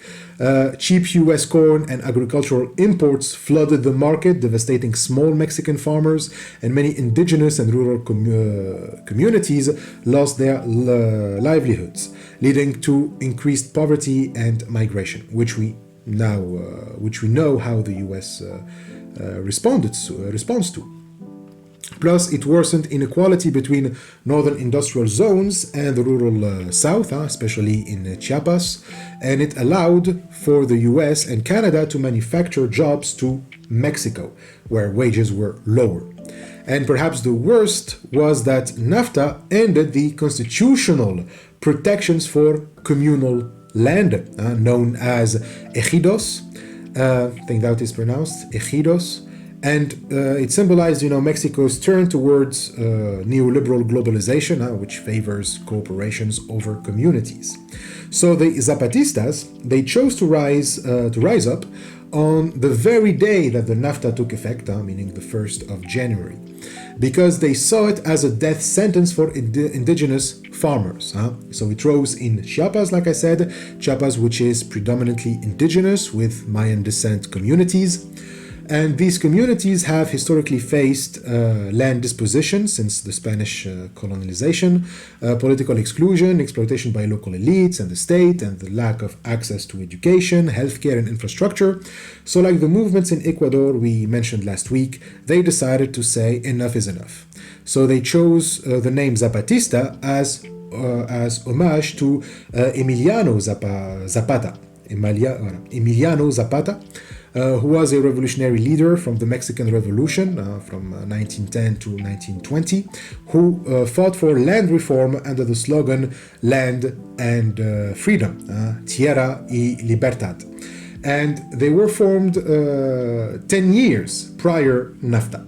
So the Zapatistas, the Zapatista movement was actually founded around 1983 by a small group of Marxist-Leninist guerrillas, many linked to left-wing movements that survived Mexico's dirty war of the 1970s. That's the period roughly from the late 1960s to the early 1980s, when the Mexican government carried out systemic repression, torture, and disappearances of political dissidents, leftist activists, students, peasants, and guerrilla groups. It's called dirty because it was an unofficial covert war waged by the state against its own citizens outside any legal framework. So after the Mexican Revolution, the institutional the Revolutionary Party, the PRI, came to dominate politics for more than 70 years, presenting itself as a revolutionary and democratic force. But by the 1960s, growing inequality, authoritarianism, and corruption led many students, workers, and peasants to question the regime. And as social movements spread, especially among youth and rural communities, the PRI responded with violent repression rather than reform, notably during the I don't want to mispronounce it. I think it's the Tlatelolco, that's how it is pronounced, the Tlatelolco massacre of 1968. So anyway, so you have thousands of students that gathered in Plaza de las Tres Culturas, Tlatelolco, to demand democracy and freedom. But as always, the army and police opened fire on the crowd, killing hundreds. Official numbers were, of course, minimized. And so this marked the beginning of the Dirty War. So in the 1970s, armed leftist groups emerged, inspired by Cuban and Latin American revolutions.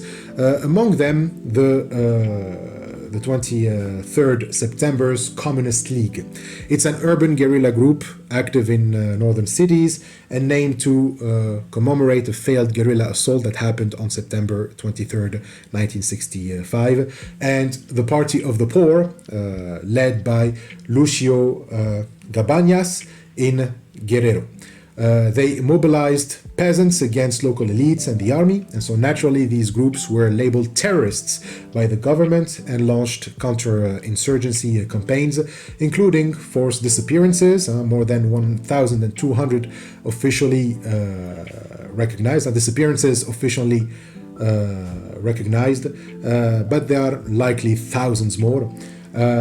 They also used torture and extrajudicial executions, surveillance and psychological warfare, censorship and media control, militarization of rural regions, suspected of, harboring rebels. So the victims of these campaigns didn't just include armed guerrillas, but also students, union leaders, teachers, priests, and ordinary villagers. And until this day, the government largely keeps denying the existence of the Dirty War. Even after President Fox created, an office to investigate abuses during that period, no major officials were convicted, while survivors and families of the disappeared, rebels continue to demand justice and truth. Anyway, so many of the founders of the Zapatistas in the 1980s, they came from leftist and student movements that had been crushed during the Dirty War.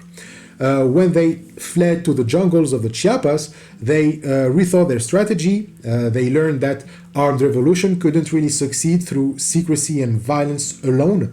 It needed grassroots participation and moral legitimacy. So it started moving from traditional Marxist guerrilla warfare to a more indigenous-centered, community-based movement, and over time their ideology shifted from classical Marxism towards a synthesis of indigenous communal traditions, even liberation theology, anti-capitalist, anti-neoliberal thought, emphasis on, horizontal democracy, self-governance, and cultural dignity rather than, seizing state power. So the Zapatistas declared war on the Mexican state on January 1st, 1994, fearing that the liberalization of land and trade would destroy their livelihoods. So armed Zapatistas, numbering a few thousand, seized several cities and towns in Chiapas, and again the Mexican army quickly retaliated, causing hundreds of casualties, fatalities. I don't know why I have the word fatalities in my head. But this didn't turn into a second dirty war because this time everything was broadcasted, which brought massive national and international solidarity with the Zapatistas. And so this solidarity pressured the government into a ceasefire after only 12 days of combat. Negotiations then began between the Zapatistas and the government, resulted in the San Andreas Accord in 1996, which promised recognition of indigenous autonomy, collective land rights, and multicultural reform of the constitution. However, state recognition, which technically is still to this day not yet official, isn't what the Zapatistas were aiming for, because they know that it's meaningless to have the recognition of the state when you don't have autonomy. At best, such recognition just makes it more difficult for the state to reduce your autonomy. But what they aimed at and focused on is building autonomy. They created regional administrative centers called caracoles and good government councils to promote horizontal decision-making, women's rights, and collective production, establishing schools, clinics, and cooperatives independent from the Mexican state. So the Zapatistas were among the first post-Cold War movement to show that revolutionary politics could be prefigurative, that is, you live the alternative that you want to build rather than wanting to just seize state power. And so this notion profoundly influenced later global experiments in autonomous, local, and participatory governments, including Occupy Wall Street and Indignados in Spain, and eventually municipalist platforms like Barcelona in Common, but also Napoli in Commune, which is in Italy, and also other councils like Rojava's councils in northern Syria. So these are also local or regional experiments in radical democracy, often discussed in the same breath as the Zapatista or the Fearless Cities, because they share the same bottom-up, participatory, and anti-authoritarian ethos. So the second example given by Saito is the International Farmers Cooperative, the Via Campesina, Spanish for the Peasant's Way, and it emerged around the same time as the Zapatista movement. It was founded in 1993 in Belgium, and its headquarters are in France, but its roots go back to grassroots peasant movements in many places in the world, Latin America, Asia, and then in Europe during the 1980s. And as Saito says, it emerged in response to the rapid deregulation of agricultural produce markets. It consists predominantly of indigenous women-led organizations located in Central and South America. So again, small farmers worldwide were facing neoliberal globalization, which favored large agribusiness, free trade, and industrial farming. Many rural communities faced the dual pressures of economic programs imposed by the International Monetary Fund and the World Bank, and the rapid expansion of industrialized agriculture. So in countries like Brazil, Mexico, the Philippines, and Indonesia, small farmers ended up, dispossessed of their lands, and local economies were destabilized by market liberalization that prioritized, export-oriented crops over subsistence agriculture. Many farmers ended up, producing food to be exported rather than consumed locally, and with many losing their land and work, had to go to overcrowded cities or migrate. And by now, you know how migration, peasants who migrate, how they are welcomed by the countries to which they migrate. So peasants were losing land, sovereignty, and livelihoods, and rural poverty was rising. So you need to protect small-scale farmers, indigenous people, and especially rural women. We will come back to the focus on women, by the way. You also need to promote food sovereignty rather than just, food security, and resist the corporate control of agriculture, genetically modified crops, and unfair trade practices. And so that's what happened. Local and national peasant, they start to organize, they formed organizations, and these organizations emerged to take action and formed networks to protect access to land, to defend traditional agricultural practices, and sustain rural livelihoods. So the movement popularized the concept of food sovereignty, defined as a right of people to define their own agricultural and food policies, control land, seeds, water, and production systems. And so this requires sustainable agroecology and biodiversity as alternatives to industrial monocultures, global solidarity between rural movements in different countries, and especially social and gender equity, ensuring that marginalized groups within rural communities, particularly women, have a voice and agency. A defining characterization of La Via Campesina is its explicit commitment to gender equality and the empowerment of rural women. Women have historically been the backbone of sustainable agriculture and subsistence agriculture, managing family farms, conserving seeds, and maintaining traditional agroecological knowledge. Most workers in agricultural industries, by the way, are those who spend days in the fields, they are women. And yet they face systemic discrimination, restricted access to land ownership and inheritance, limited political representation, low pay, and harsh labor conditions. So naturally, La Via Campesina has integrated women into its decision-making and leadership structures. Many national and regional chapters mandate female representation, and women often serve as coordinators, policymakers, and organizers. Their practices, their expertise, is crucial for La Via Campesina's vision of ecological resilience and resistance to corporate control and chemical inputs and control of seeds, etc. So by centering on women, La Via Campesina challenges these structural inequalities and linking also gender justice directly with food sovereignty and rural empowerment. And by the late 1980s and early 90s, these networks, they began to coordinate across borders, recognizing that the challenges posed by global capitalism required international solidarity. And this culminated in 1993 in Mons in Belgium, where representatives from over 25 countries formally founded La Via Campesina. And today it represents over 200 million small farmers, peasants, landless workers, and indigenous people in around 70 countries.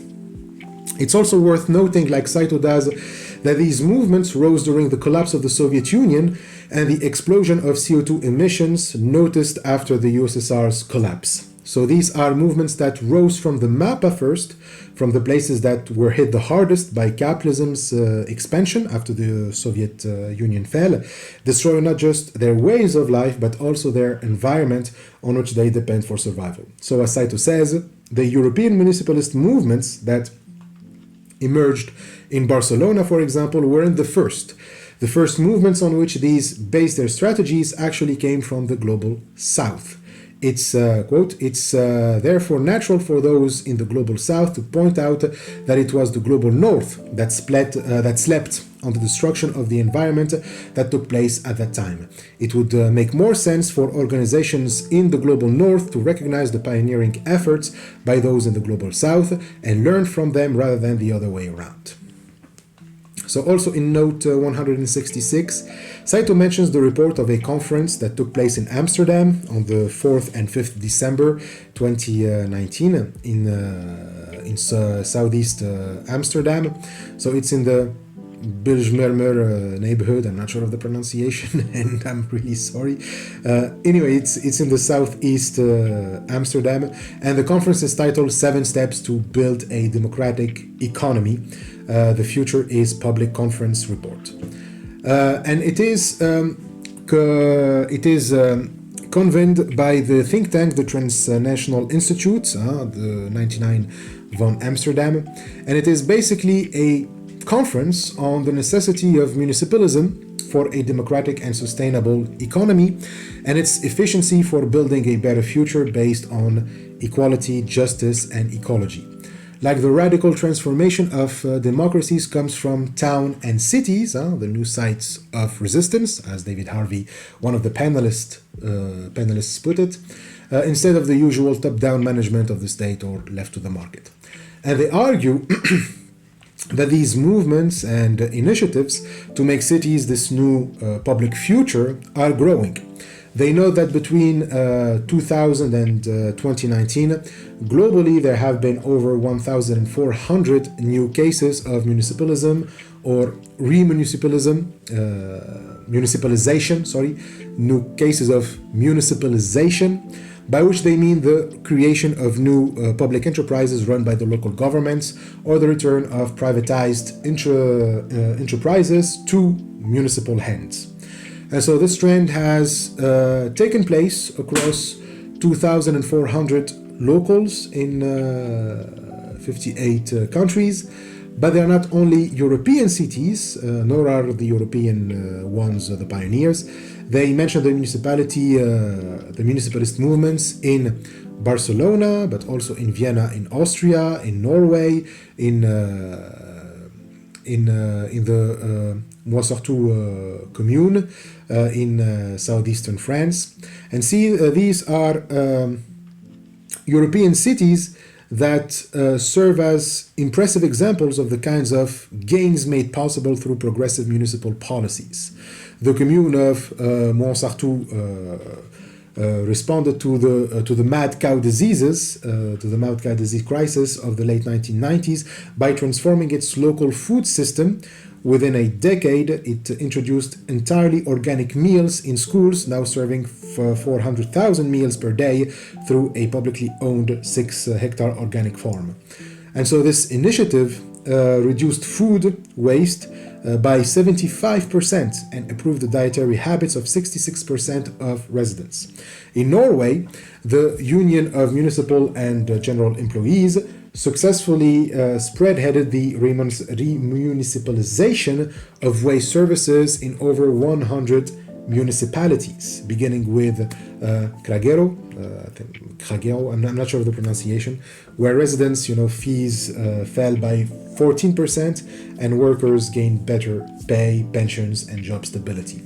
Meanwhile, in Vienna, it consistently ranked among the world's top cities for quality of life throughout the 2010s, and it owes much of its success to its publicly owned housing, energy, transport, and waste systems, with 60% of residents living in public or subsidized housing, reflecting the city's principle that housing is a social good rather than a market commodity. Now, these are European examples, which, according to many conference participants from countries of the global south, this municipalist agenda is Eurocentric, and the relative development of states, institutions, and governance structures around the world is underappreciated and underanalyzed.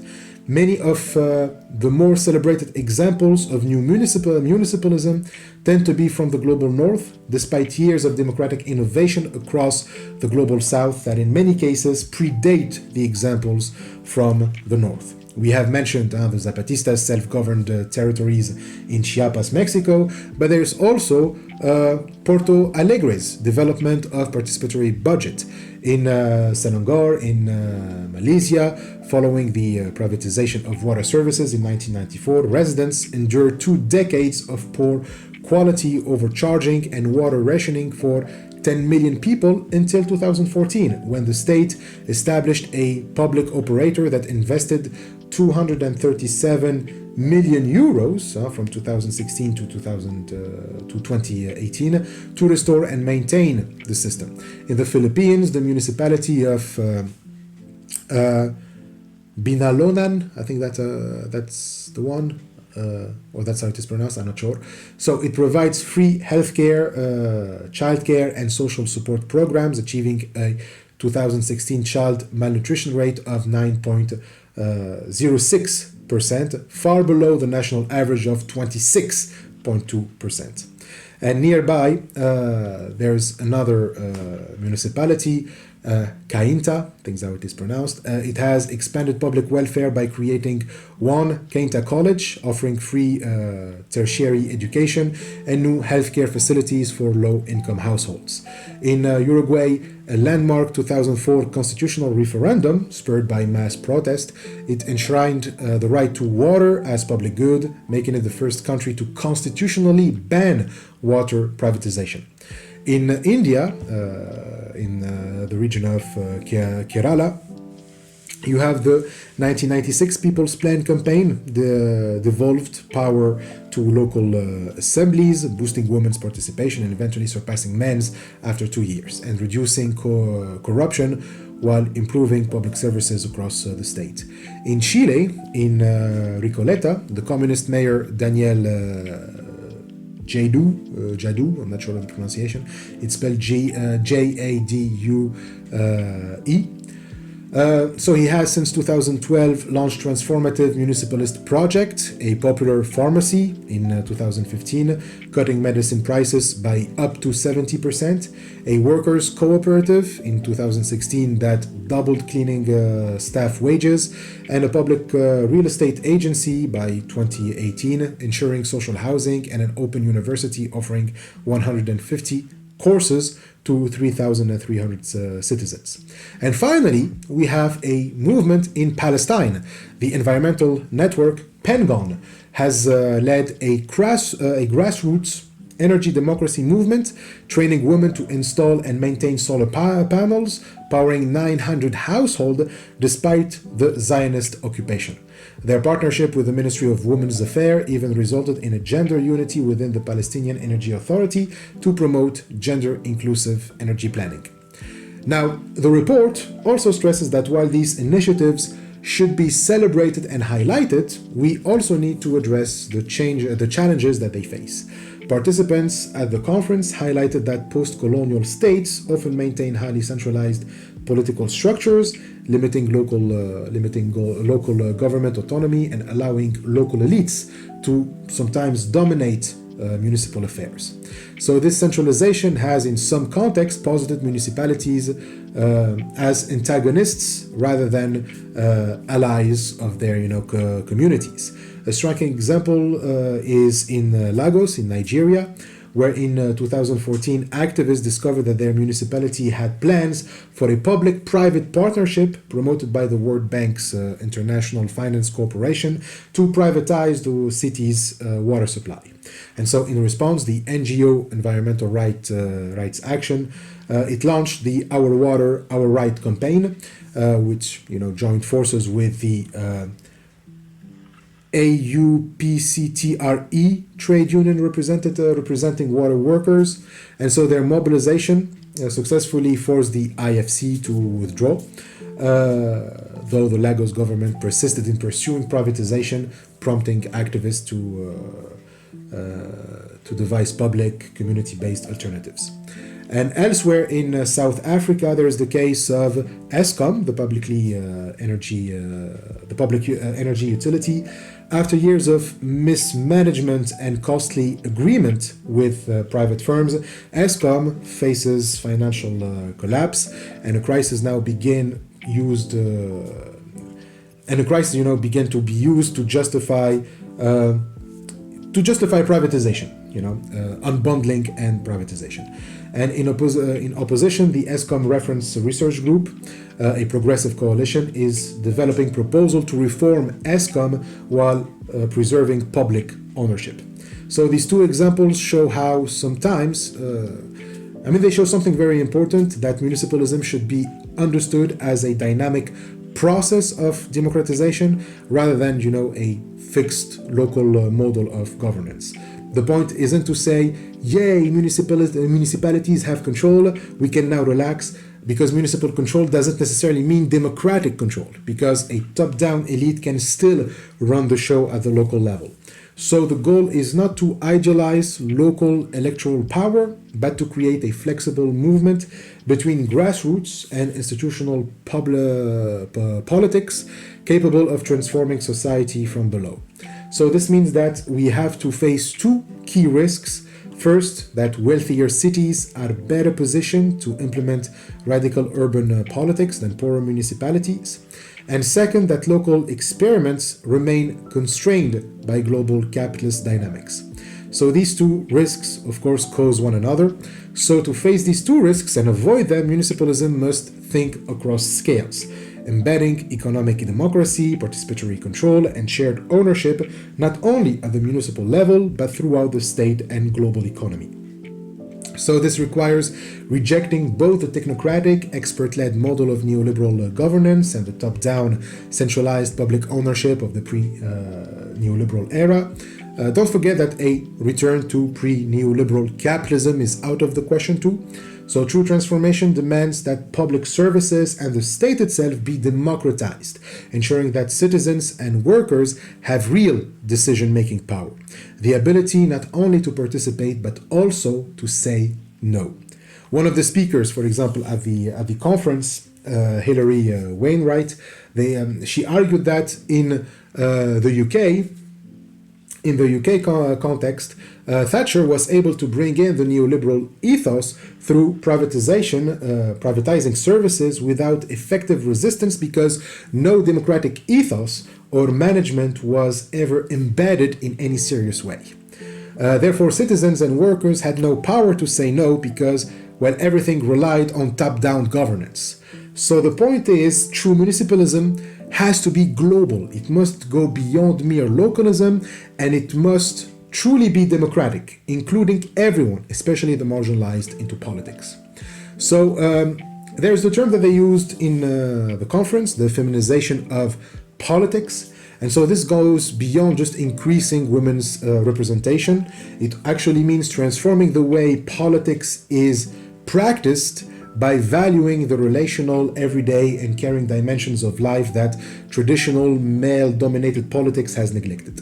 So feminists and eco-feminist perspectives expose how capitalist patriarchy depends on a gendered and racialized division of labor, where women, especially women of color from the global south, perform the unpaid or undervalued work that sustains society. Anti-capitalist feminism thus calls for collective egalitarian forms of social reproduction, of restoring dignity to life's essential work, and moreover, feminism insists that everyday life itself is a crucial terrain of political struggle, since our daily interactions also shape the values and subjectivities that sustain or challenge systems of domination. So by connecting the personal and the political and linking the local, national, and global, a feminist and eco-feminist lens reframes politics through politics around the notion of care, of interdependence, and ecological responsibility, recognizing the mutual well-being of humans and the non-human world. So in simple words, the Global South has many, if not more, initiatives than the Global North in terms of fixing the metabolic rift that capitalism has caused. So, we've been arguing from the beginning of this book that rich people's comfortable lifestyles are made possible by taking resources and dumping environmental problems on poorer countries. Those lifestyles are the imperial mode of living, the way people in wealthy, developed countries live in high consumption lifestyles, lots of energy use, mass production and consumption of goods, meat-heavy diets, frequent travels, etc. We insisted that this way of life is not sustainable globally since it relies on unequal access to resources and environmental services, leading to ecological imperialism. So this is the idea that the ecological costs or consequences of these lifestyles, pollution, deforestation, greenhouse gas emission, water depletion, are shifted to other regions, especially the global south. In other words, people in rich countries consume resources extracted from poorer countries and enjoy the benefits, while the environmental harms like polluted rivers, soil degradation, loss of forests are borne mostly by the poorer countries. So this act of shifting environmental costs, outsourcing or displacing them, is called externalization. For example, a Western country may import cheap electronics made in another country. The pollution from mining rare metals is externalized to the producing country. The only way to stop this injustice is by refraining to seek economic growth. But without growth, the imperial mode of living can no longer be sustained. People living in the north, however, don't want to lose their capitalist dream of luxurious, self-centered and short-term lifestyle, and as such, they choose to ignore that externalization. They deliberately ignore the harm that their lifestyle causes elsewhere. They pretend that it's not happening, they minimize it, or try to gaslight you into believing that it is avoidable by more growth. So the ignorance is tied to social and economic structures that prioritize wealth, comfort, and consumption over global responsibility. So for the North to lead here, it means to stop turning a blind eye on the consequences of its actions, ideologies, and economic system. The Barcelona Fearless Cities movement, for example, is basically doing that, refusing to turn a blind eye to the consequences of its imperial mode of living, not just because the consequences have now caught up to it, but also because it sees the consequences elsewhere, and hence the solidarity. So he says, Saito, this is why we, here Saito talks about the global north, must address ecological imperialism and the imperial mode of life if we want to bring about a truly just and sustainable new society. We will never solve the problem by changing the consumption patterns of those living in the global north one by one. An enormous change must occur on a global scale. But also, he points that this awareness of responsibility cannot be limited to just, quote, to take on the cosmopolitan pose of the word citizen and call for enlightenment in the face of the exploitation and plunder of the global south. In this context, declarations of abstract ideals to address horrifying realities can help but ring hollow. So he's not talking about, first, he's not talking about borders here, okay? Like we shouldn't pretend that national borders don't exist. Rather, cosmopolitan here, the word citizen, is taken in its abstract humanist sense. Okay, when someone simply declares that they don't believe in hierarchies and cast those as simple illusions, as if they have, reached some sort of enlightenment, they have come out of the cave with a fresh spirituality, and now they see the world, they see reality for what it truly is, that we are all interconnected, that kind of bullshit. You know what I'm talking about. The colorblind people, for example. Those who simply declare that they don't see color, that for them, everyone is equal, as if, simply declaring it solves anything, it's more about them showing you that they are not part of the problem than about, being part of the solution, which ironically, makes you part of the problem. Like declaring that you are colorblind, for example, doesn't make racism go away. Understanding the deep fabric of reality through some sort of spirituality, doesn't make the illusions shapeless that reality. So here too, claiming to be a word citizen or to believe in the word citizen without doing anything to bring the material conditions for everyone to be a word citizen is what Saito blames, Enlightenment for. It's this lack of concrete engagement with material realities, and thus it remains insufficient to confront the structural exploitation of the global south. So this isn't a new critique, of course. Marx already criticized humanism on these grounds. Humanism, in its classical form, emphasizes, universal ethical principles such as equality, liberty, and moral progress. And so the word citizens, who invokes enlightenment or universal justice, embodies this kind of enlightenment, this humanist tradition. They recognize the wrongs of global exploitation and articulate moral opposition to them. However, declaration of ethical ideals, while they are rhetorically compelling, they do not alter the underlying relations of production, of power and resource extraction that generate inequality and environmental harm. So, humanist and ethical approaches, in Marx's view, they often focus on moral sentiment rather than material reality. They assume that injustice can be addressed by cultivating better human consciousness, appealing to virtue, or reforming individual behavior. And Marx rejected this approach because it detaches morality from the social and economic structures that, produce exploitation. In the context of the global south, the humanist gesture of moral, condemnation rings hollow if it fails to address the global circuits of capital, of labor extraction, and ecological plunder that sustain the prosperity of the global north. So we need what Saito calls concrete resistance, and this again is related to that idea of learning from the south. Because the movements from indigenous people don't just make moralistic critiques, they don't just, declare that we are all equal and we should love one another because that's what spirituality will teach you once you open your third eye. No, resistance in Mexico, in Brazil, in India, in the Middle East, etc. These acts of resistance, they attack the very structure of the system. Struggles such as grassroots movements, peasants' uprisings, labor organizing, and the formation of solidarity-based economic networks, these are efforts that directly challenge the unequal distribution of resources and the destructive practices of global capitalism.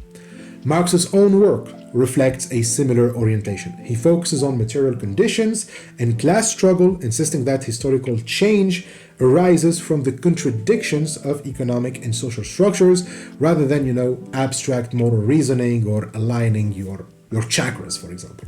So the global south, the margins of capitalism, is where these contradictions are the most visible.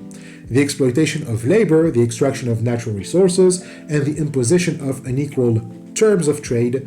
A true cosmopolitanism then only makes sense observing and understanding these concrete realities and the kind of resistance that stands in front of it. So it's not the North that is going to tell us what to do against capitalism, but the people who are suffering from the contradictions of capitalism the most, meaning the global South, because when the North, tries to give advices, at best, it just spells out moral declarations.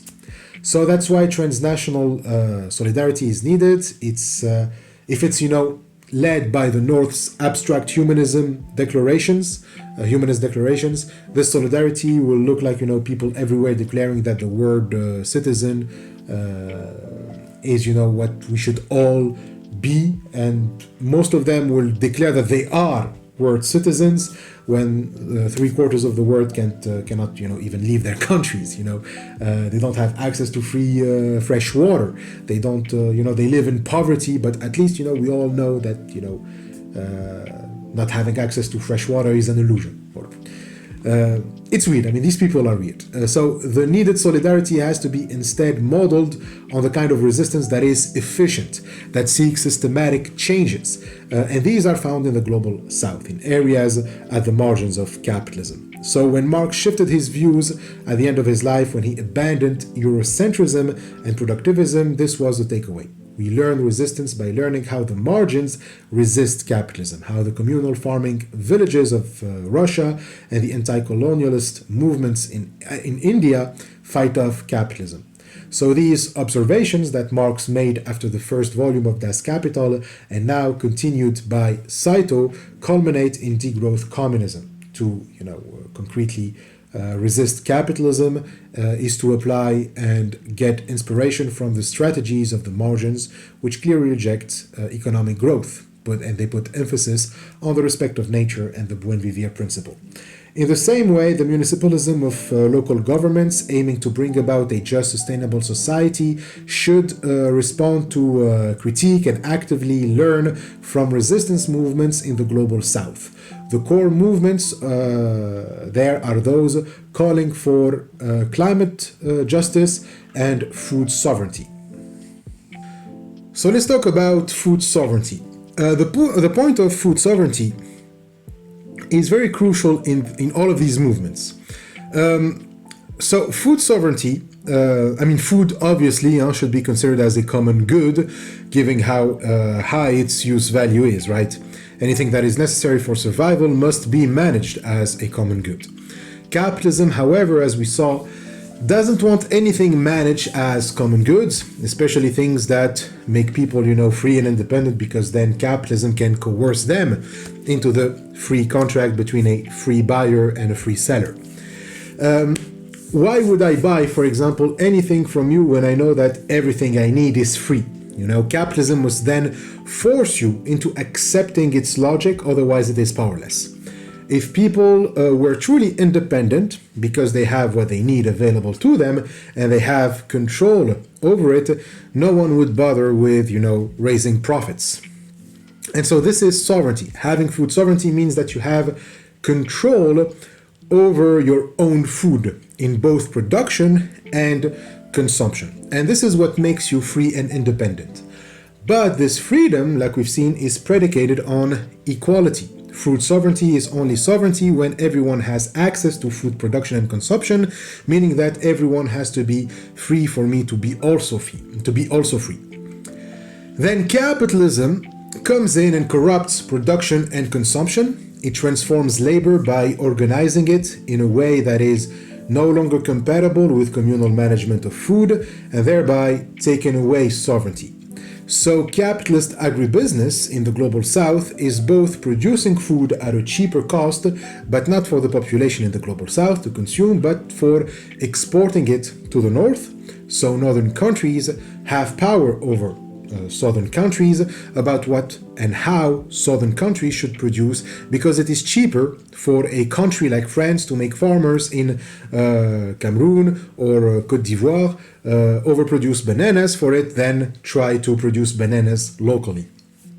But instead of saying, well, I should just produce enough food that is, first of all, adaptive to my climate and my people, it says that I'll make those people over there willing to work for extremely low wages and do it for me, even if that means destroying their lifestyle, infrastructure, population, and also environment, because I'm going to be producing food that is not adapted to their environment. So let's be clear about this. It is not that countries like France can't or doesn't produce its own food. It does, but it also wants expensive exotic food that it produces at low costs to decorate French dining tables. Like, who needs bananas in France? By the way, 71% of food products in the EU, the European Union, are important from developing countries. So you make others produce food for you, food produced purely for export, and therefore you end up with large populations of people who are suffering from hunger because their food is going overseas, and they are not they are so underpaid that they cannot even afford the processed food that they now have to eat, given that you made yourself the proprietor of all the food they produce. Also, this emphasis on crops that can be exported at high prices even makes the local population in the third world countries unable to produce other crops that are cheaper, but are forced to produce fruits that require more water and larger fields and at high quantities. Local farmers and workers often cannot afford the exported produce because it is sold abroad at premium prices. Land that could grow subsistence crops, yams or millet or cassava, is instead used for export monocultures. Also add to this that not only local farmers, to keep up with this growing demand, must every year invest more in pesticides and fertilizers, which are also sold by European companies, because the soil's fertility keeps depleting, but they also cannot even develop their own fertilizers, their own pesticides, or even seeds because of the monopolization of information via the patent system. Thus, these strategies of multinational corporations render the financial burdens on farming families crushingly heavy, and thereby taking away any chance at sovereignty. In this way, the contradiction within capitalism, by which the production of use value is denigrated in favor of the production of value, emerges in the cruelest of forms in the global south. So that is what we see right here. In order to take away someone's sovereignty, you need to make them produce or labor for things that have no use value. The smaller the access to use value, the greater the domination. And Saito gives the following example from South Africa. Now, South Africa produces a lot of food, so you shouldn't have hunger and poverty there. But historical and structural inequalities rooted in colonialism and apartheid concentrated productive land in the hands of a few, leaving most of small farmers unable to feed themselves and contributing to high hunger rates. So this is an example of why food sovereignty is crucial. During the Dutch and British colonization, land was taken from indigenous populations and consolidated in large estates owned by white settlers. The apartheid system from 1948 to 1994 formally codified racial discrimination in land ownership, forcing black South Africans and other people of color onto marginal, less fertile lands and restricting their access to water, credit, and markets. After 1994, that system didn't go away. Today, less than 20% of farms in South Africa, mostly owned by white farmers, produce 80% of the country's total agricultural output. So these are large-scale industrial farms that grow food for export or for sale in wealthier domestic markets. Meanwhile, small-scale farmers, often black and marginalized communities, are confined to less productive land and struggle to grow enough food even for themselves. So, despite South Africa being a major food exporter in Africa, the country still faces significant hunger and malnutrition. According to Andrew Bini, this is the reference that Saito gives in note 167 in the essay Locking in Commercial Farming in 2020, over 26% of the population experienced hunger. So the essay is a chapter in the 2019 book Cooperatives in South Africa, edited by Vishwas Sadgar. So the case of hunger actually shows that food sovereignty doesn't mean national food production. Just because you produce your food in your country doesn't mean that it is going for the people who produced it. Even if the state has control over food production, it doesn't mean that the food is for the citizens. So don't confuse national food production with local food production or local food security or sovereignty. The state can betray its citizens and hand over the food produced by the citizens to outsiders through export because that will make the GDP grow. In short, the paradox arises because export-oriented production and historical inequalities prevent food from reaching those who need it the most. In other words, structural inequalities in land and resource distribution can create abundance at the national level while leaving local communities food insecure. Historical systems of oppression, like for colonialism and apartheid, continue to shape modern agriculture and economic outcomes. Even inclusion in groups like the BRICS, Brazil, Russia, India, China, and South Africa in 2010, and recognition as a fast-developing economy, it does not automatically resolve deeply embedded inequalities. Okay, that's another reason why we should stop using the GDP as a metric for a nation's success. So like the Zapatistas and the Via Campesina movement, South Africa too launched a campaign to demand systemic changes in 2015 called the South African Food Sovereignty Campaign. And this was a grassroots response to systemic food insecurity and inequality. So if you go on their website, in the section Who We Are in About Us, you can find a PDF to download. It's their 2015 report, the one that launched the campaign. It was the result of an assembly held in Johannesburg on February 28th, in March the 1st, 2015, and it's called the South African Food Sovereignty Campaign Assembly Report. So the campaign seeks to unify struggles of progressive social movements to ensure that food sovereignty is placed on the national agenda, because the current food system is just horrible in South Africa. According to the report, the food system is, first, it is unsafe. Like the diets are being increasingly unhealthy because the corporate food system promotes sugar, salt, high fat, and food processed with toxic chemicals. Second, it is unsustainable, like the industrial agriculture depends on oil-based chemicals and fertilizers, which destroy soils and pollute rivers. And three, it is unjust, like half of the South African population is officially food insecure. You have 14 million citizens who go to bed hungry every day, and almost half of South Africans are food stressed. Many experience hunger, malnutrition, obesity.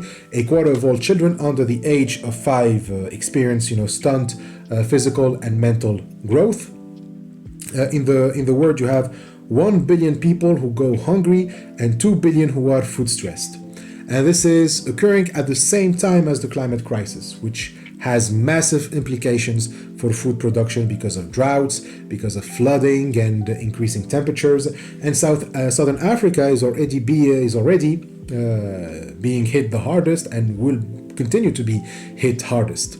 So this is accompanied by enormous food wastage and overconsumption by the rich. Aspiring small-scale farmers are desperate. Many people are landless, and there is an increasing precarity of farm workers and restricted marine rights for small-scale fishers. So things don't look good. The campaign lists 7 main challenges that plague South Africans and deprive them of food resources. First, the rising food prices and corporate control. Obviously, rising food prices hit the poor the hardest because the poor spend most of their income on food, and because some of the highest price raises have been on basic food stuff. So the reason for these raises include corporate greed, corporate concentration, and power in the food value chain, neoliberal capitalism, climate change, the switch of production of staple crops, mostly for human consumption, to biofuel production, and rising oil and chemical prices. So despite that, there is more than enough food in South Africa. The report stresses that what is needed isn't food security, but food sovereignty. The economic and political choices of the state and private companies affect food price affordability. The households cannot afford to buy enough food, plus the poor often pay more for their food because they buy smaller units at a time, on which the markup is higher. And often the food that they buy is not nutritious because of corporate interests. The second challenge is declining nutrition in the food system. So many face obesity, which is highest among the poor because the cheaper foods are less nutritious and higher in sugar and starches. Furthermore, child malnutrition is very high because of poverty. When a child is malnourished when young, they are more likely to become obese when older. So obesity is often a sign of malnutrition. On average, South Africans consume 24 teaspoons of sugar per day, whereas the average recommended by the World Health Organization is 6 teaspoons. So 3 times more Coca-Cola is consumed than the global average, and KFC has 3 times more market penetration than in the United States, where it originates. Then you have the third challenge, which is corporate takeover of seeds and GMOs. So food depends on farming, obviously, which also depends on seed control. The problem is that corporations have taken control over seeds, creating thus a seed industry and the development of hybrid and genetically modified seeds that are expensive and force farmers to buy them while they can have their own free seeds. By the 1980s, 6 companies controlled the seed industry, and 4 of these out of these 6 were multinational companies. And they even get, support from the state to even prevent farmers to have their own free seeds. The fourth challenge is lack of land and agrarian reform. The fifth challenge then is the negative impact of industrial agriculture, like monocultures, which deplete soils and create pests, thus needing pesticides. We're not going to get in detail into these, because there are 7 of them, so we need to keep going. There's also the issue of the huge amount of animal waste generated in industrial animal feedlots, which poisons the groundwater and the environment, because most of the animals eaten are fed with antibiotics to try to control diseases, and 80% of antibiotics produced in the world are given to animals, by the way. Then you have the 6th challenge, the labor exploitation on farms. Well, obviously, farmers are some of the lowest paid workers in South Africa. They are paid slave wages and often experience no overtime remuneration, lack of productive work gear, deductions from their wages for services not provided, and threats of violence. So the very people who produce our food cannot afford to buy enough to feed themselves and their families, and many are often displaced. Since 1994, over 2 million farm workers have been kicked off the farmland on which they lived. And lastly, the 7th challenge, lack of finance for small-scale farmers and food alternatives. So the report explicitly says that there is supposedly a lot of finance available from the state for farmers, but it does not reach small-scale farmers because of corruption. Sometimes officials will tell farmers that they must give them some of their cows in exchange for funding. Other times they will simply say that there are no funds left, or local governments and agriculture departments will give out funds based on political relationships.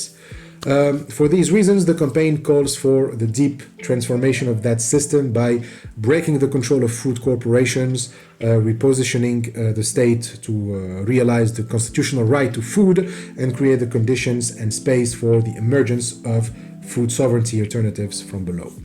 So these alternatives include alternative modes of production through cooperatives, like the example of the ethical co-op in Cape Town, which only buys organic products or organic produce from small farmers in and around Cape Town. So the cooperative creates new markets for small-scale farmers and supplies affordable organic produce to consumers. It also cuts out the middlemen that take profits of each stage that conventional top-down industrial food production goes through, and creates a closer relationship between the producer and the consumer. There's also the need to return to nutritious eating, like locally grown vegetables, but we also can look towards our broader environment for sources of nutrition, like the oceans, insects, plants, as well as historical ways of treating and enhancing food. We need to promote active citizenship and revivalism, reviving old methods and recipes, eating together and sharing knowledge, transmitting knowledge through to the youth, and reasserting cultural identity linked to food, etc. So this is also relevant for seed control. As the report stresses, for most of the 10,000 years of agriculture farmers kept the agriculture. Let's do it again. For most of the 10,000 years of agriculture, farmers kept and saved their own seeds. They shared their seeds with others and improved and selected their seeds based on local environmental conditions. Voilà. My brain starts braining again. So the importance of women in this process needs to be highlighted, as they are usually the people that feed their families and communities. They're the ones who often, keep this knowledge, who transmit this knowledge, and who keep the seeds, etc. Other alternatives is also to build solidarity network, not just with South Africans or just in South Africa, but through the whole African continent and also the rest of the world through platforms promoting small African family farming and production systems based on agroecological and indigenous approaches, and resisting corporate industrialization of African agriculture and African-driven solutions to African problems. So the assembly brought many participants to bring responses and alternatives to these challenges. It brought together over 50 organizations from all across South Africa, and participants include small-scale agribusiness owners, farm workers, and leaders of local NGOs and social movements, but also the landless, the urban community-based organizations, the unemployed, waste pickers, and the children's movement as well. So all of these all of these aim to challenge the top-down industrialized agribusiness model promoted by national government, which had failed to improve just simple and basic food security or livelihood for poor communities. We're not even talking about sovereignty at this point. So they wanted to make sure that people stop relying on industrial inputs, meaning two things. First, they argue that poor farmers often had to borrow money to buy chemical fertilizers and pesticides, creating a cycle of debt which made them vulnerable to large agribusiness corporations, which monopolize inputs, seeds, and technologies. So they need independence from these industries' materials to produce food, but such an independence also means an independence from those industries' agricultural practices. That's the second thing. The practices used by agribusiness are clearly unsustainable practices. So to have true independence, you also need knowledge about sustainable practices, which the campaign realized many small farmers lacked. So they needed training in organic or agroecological farming, so that they would become, completely independent from industrial methods and external inputs. So this necessitates creating platforms and cooperatives. Farmers form cooperatives on their own terms, pooling resources, knowledge, and labor with support from the NGOs. And local NGOs provide farmers with farming tools and education on organic and sustainable practices, and they make sure that skill redistribution happens. So this is a Marxist principle, returning skills and technology previously monopolized by capitalists back to the producers themselves. Farmers regain autonomy over their work rather than being dependent on corporate systems. So to quote Saito, in other words, the South African campaign for food sovereignty is at its core an effort to restore the commons. Or we can say that this is regaining food sovereignty. Food is produced locally by the local population and for the local population. But of course, focusing simply on food sovereignty isn't enough. Like we said, there's an emphasis on sustainable practices, but there can never be such practices without an awareness of ecology. You also need to address climate change, because if the planet keeps behaving the way that it does right now, there won't be a possibility for sustainable practices. And without sustainable practices, there is no food sovereignty. So you cannot have a sustainable practice when the earth is on fire, when you are constantly facing extreme weather phenomena, when sea levels keep rising, when air is becoming unbreathable, and when biodiversity is decreasing. So a sustainable practice requires a stable nature, a nature that is no longer being threatened by climate change. So movements like the Via Campesina, the South African campaign for food sovereignty, need to also be aware that food sovereignty, like all social issues, must also be related to the bigger issue, which is climate change. So like Saito says, South Africa's agriculture, even if you try to switch to sustainable practices, is in fact being threatened by climate change. For example, in Cape Town, which is the legislative capital of South Africa, there are serious chronic water shortages. So no matter how sustainable your agricultural practice can be, without water, well, it's basically useless. So climate change makes the risk of drought extremely high, which will make food scarce and raises its price, meaning that we are heading towards a famine. Thus, quote, "This is why it is insufficient for these movements to aim to stabilize farming and make it sustainable. Such efforts will be rendered moot in a world where farming itself is impossible. For this reason, movements for food sovereignty are inextricably linked to movements for climate justice. This is why local movements are connecting with each other all over the world." So now, why are there droughts in Cape Town? Well, it's because temperatures are rising. And why are they rising? Well, it's because there is more CO2 in the atmosphere. And why is there more CO2? Well, because of the Nazis. Yeah, so let's talk about Sasol. So Sasol, that's a chemical and energy company headquartered in Johannesburg that handles coal, oil, and natural gas. So it is nationally owned and it was founded in 1950, I think. So during the apartheid. So the name stands for South African Synthetic Oil Liquid. According to Saito, this company is responsible for approximately 67 million tons of carbon dioxide emission every year. And that company alone emits more CO2 than the total yearly emissions of Portugal. So that's there in note 169, which is a link to an article about Sasol, but I cannot access it, so moving on. Plus, Saito adds the air pollution caused by Sasol is also, it's naturally quite extensive, meaning large in scope and scale or degree.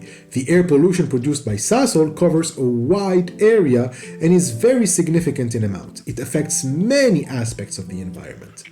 So in this context, it suggests that Sasol's industrial activities cause widespread, severe, and long-lasting pollution, not just local or minor emissions.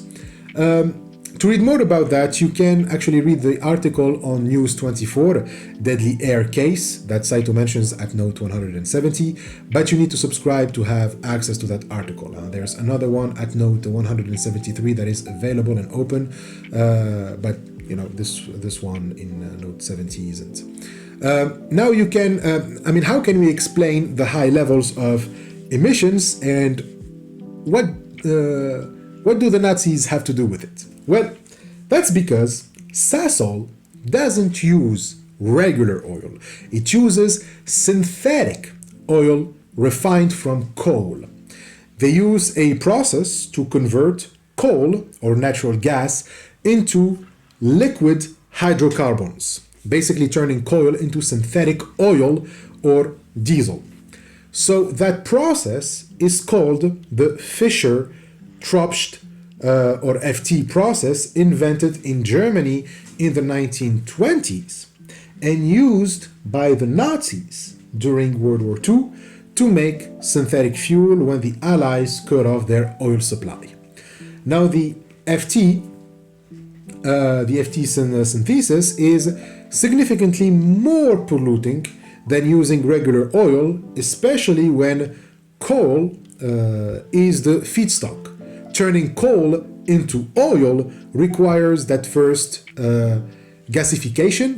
Gas is heated with oxygen and steam to create what is called a syngas. So that's the first step, and that first step alone is already a nightmare when it comes to CO2 emissions.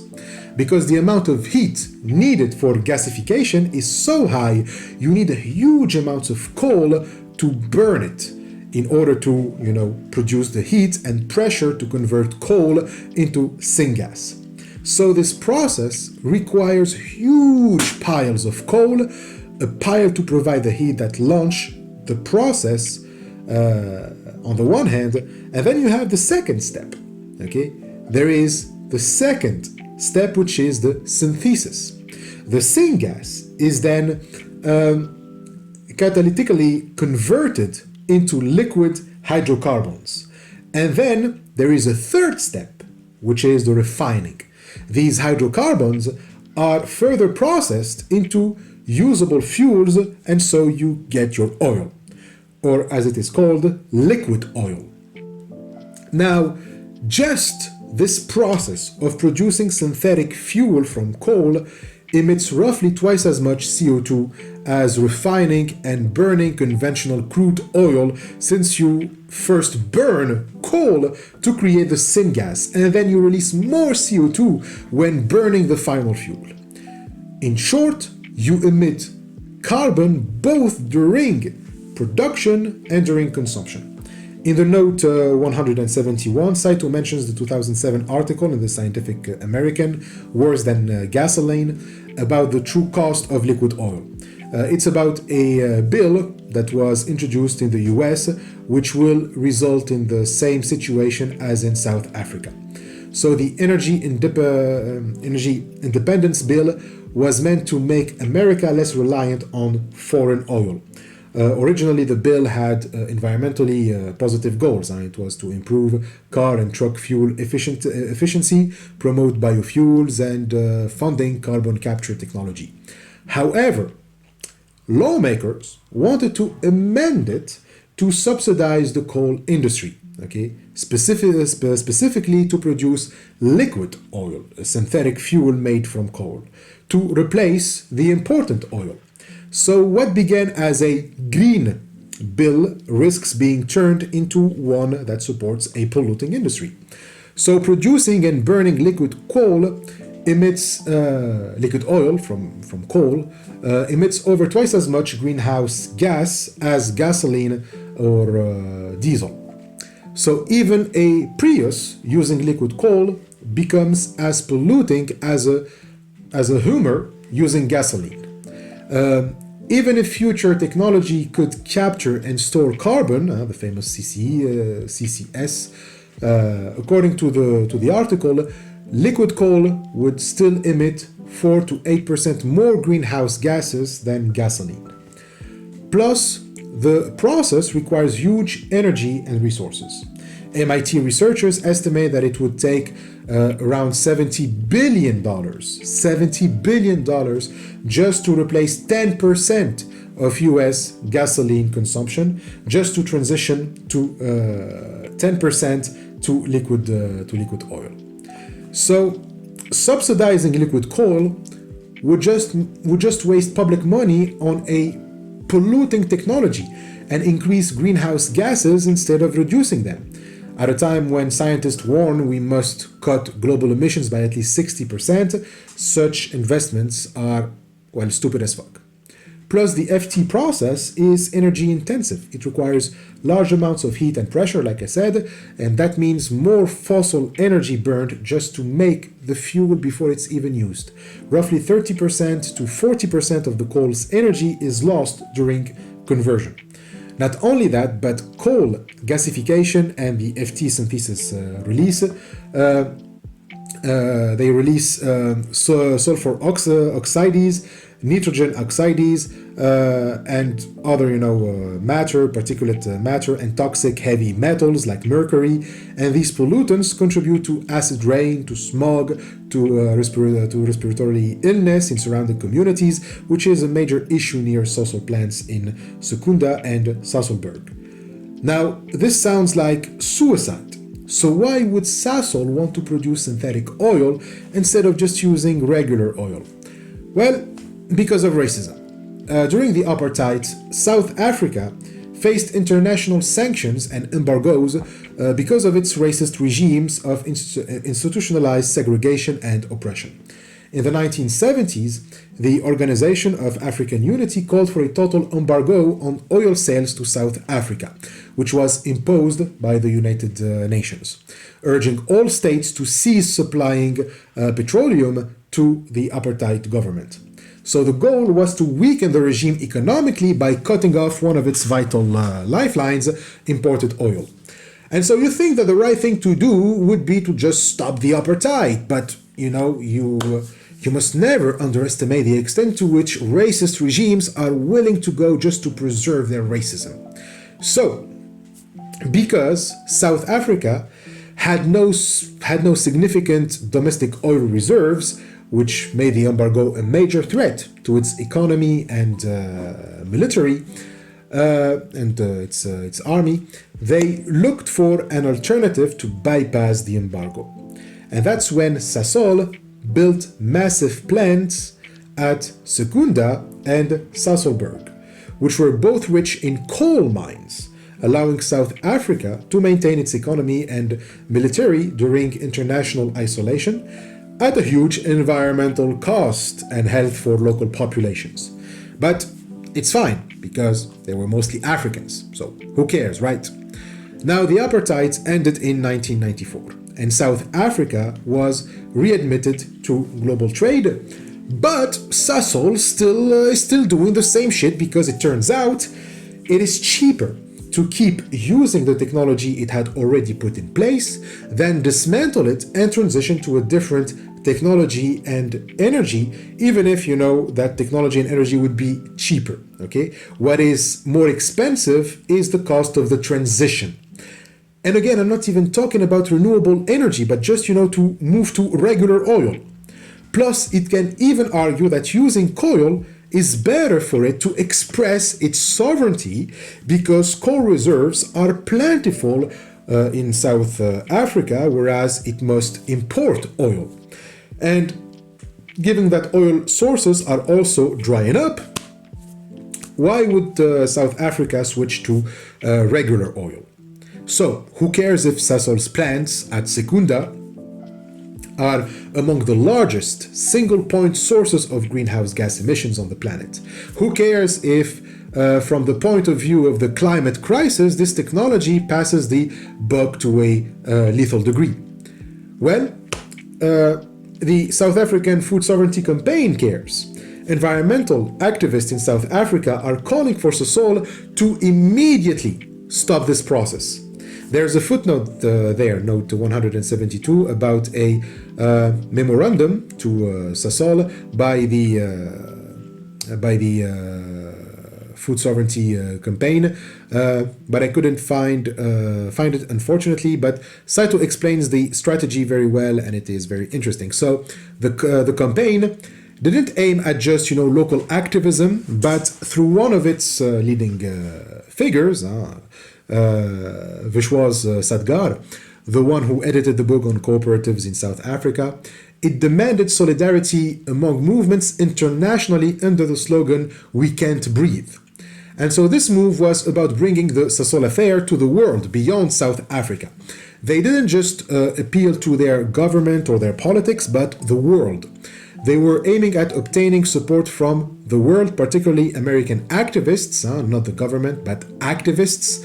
And Sadgar and his allies, they didn't focus their campaign on Sasol's plant in South Africa alone, but its investment in the creation of an oil and chemical plant in Lake Charles in Louisiana, called the Lake Charles Chemical Project, or LCCP.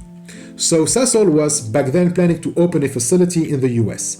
Way before the 2007 bill, using liquid oil was already contemplated and even used in the US. We can also talk about the pollution of Lake Charles because of chemical facilities there, especially during the 70s. But that's not the point, for now at least.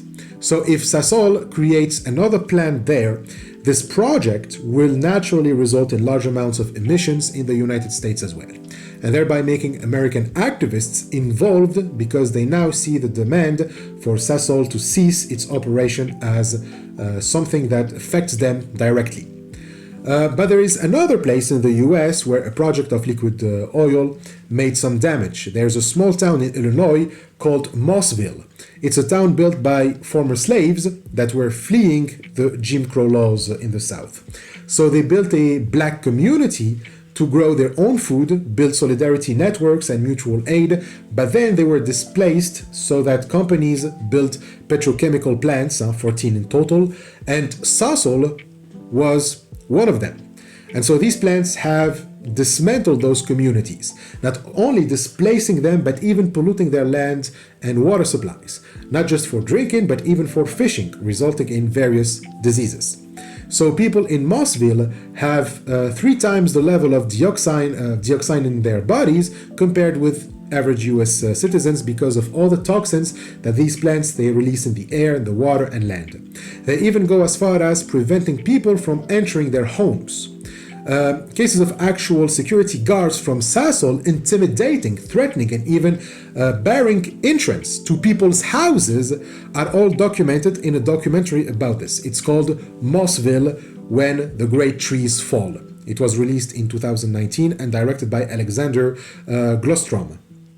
You can find it on YouTube, by the way, and you can also read the article on News 24 titled Secunda in Louisiana, a black community decimated by a Sasol petrochemical plant, mentioned in note 173 by Saito. So you have a black community in Mossville who is now suffering the same fate as the people in Secunda, who are being forced to leave their home and the community they worked so hard to build and see the environment there go to shit. And so these communities are resisting and Sadgar contacted them to build a solidarity network. And so the slogan, "We can't breathe," that we refers not just to South Africans, but to everyone. Like everyone can't breathe because of companies like Sasol. So all social movements must come together in solidarity because whatever issue is affecting me, it's also affecting you. And so that's Sadgar's strategy, promoting solidarity from social movements like the Sunrise Movement and Fridays for Future. If you don't know, these are youth climate and social movements. The first one was founded in 2017 in the United States. The Sunrise Movement is a youth-led organization that combined direct action, political lobbying, and grassroots organizing to push for climate solutions that also address racial and economic injustice. The movement emphasized that young people must lead the future for systemic change in the US climate politics. And the second started in 2018 by Greta Thunberg in Sweden. So Fridays for Future is a global youth movement focused on holding governments accountable for urgent climate action. And so its signature tactics is school strikes with students around the world protesting every Friday to demand compliance with the Paris Agreement. And there's, of course, Black Lives Matter. Those who are smart would see that the link between we can breathe and I can't breathe. In case you've been living under a rock for the last 10 years, I cannot breathe has become one of the most powerful and tragic rallying cries of the BLM movement. On July 17th, 2014, Eric Garner, a 43-year-old black man, was confronted by police officers on Staten Island in New York City, and officers accused him of illegally selling loose cigarettes. And when they tried to arrest him, Officer Daniel Pantaleo, I think that's how it is pronounced, I'm not sure, he put Garner in a band chokehold, forcing him to the ground. And so he was being restrained, and Garner repeated 11 times, "I can't breathe." And so he lost consciousness and he later died. And a bystander filmed the incident, and the video quickly went viral. And so the medical exam, it ruled Garner's death as a homicide caused by compression of the neck and chest. However, a grand jury decided not to indict the officer, which sparked a widespread of protests. And so after Gardner's death, I Cannot Breathe became a rallying cry for activists, protesters, and athletes. Protesters across the US wore shirts with the phrase during demonstrations against police violence, and then it remade resurgence in 2020 with the killing of George Floyd. A 46-year-old black man was murdered by the Minneapolis police officer Derek Chauvin, who knelt on Floyd's neck for over 9 minutes while Floyd repeatedly said that I can breathe. And so the scene was recorded by a passerby, and the video again circulated globally, sparking one of the largest protest movements in modern history. And so millions of people around the world took to the street under the banner I Can't Breathe and Black Lives Matter, etc. So We Can't Breathe slogan is also about bringing all movements together so that they can see that all of their struggles are connected and therefore need solidarity, since all structural woes we face today are due to capitalism. Whether it's racism or climate change, all of us can't breathe as long as the imperial mode of living breathes. So to quote Saito, indeed, this is a call for solidarity that goes beyond the international movement to reduce carbon emissions. It's a call from the Global South directed at the developed world to reflect on the history of imperialism, linking the European colonization of South Africa and the creation of apartheid to the oil industry and in the United States, and to take this opportunity to break away from the legacy of capitalistic burden that comes with it. In other words, it's a call for global solidarity in challenging the imperial mode of living. This environmental movement in South Africa proclaims that similar forms of violence occur every day all over the world, and that includes violence inflicted by the air pollution produced by the petrochemical industry. Furthermore, it connects the climate change problem to the legacies of imperialism and racism that found their purest expression in the slave trade, expanding activism in these areas into the context of climate justice. Human rights, the climate crisis, gender, all of these issues are connected through capitalism. So Saito sees Sadgar's strategy as a call. Everywhere around the world, the social movements are making a call to the whole world about the issues that they are facing.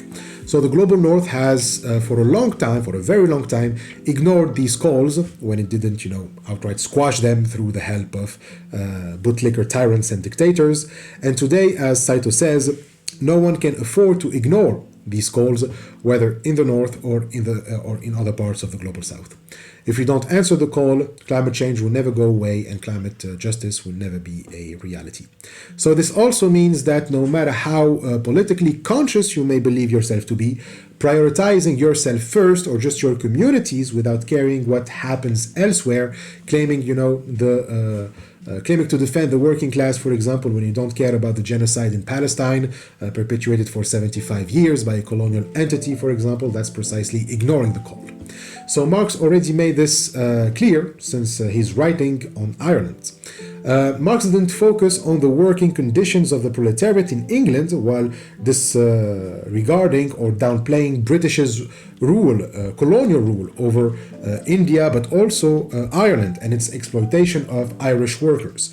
He didn't say to British workers, don't give a damn about Irish workers, just focus on liberating yourselves. No, he actively urged British workers to stand in solidarity with their Irish comrades, to act in solidarity with the oppressed Irish people as well.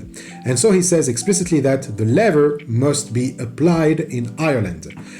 That is, British workers will never be liberated if the Irish people aren't freed from their oppression. In exactly the same way, the revolutionary lever of today must be applied first in the global south.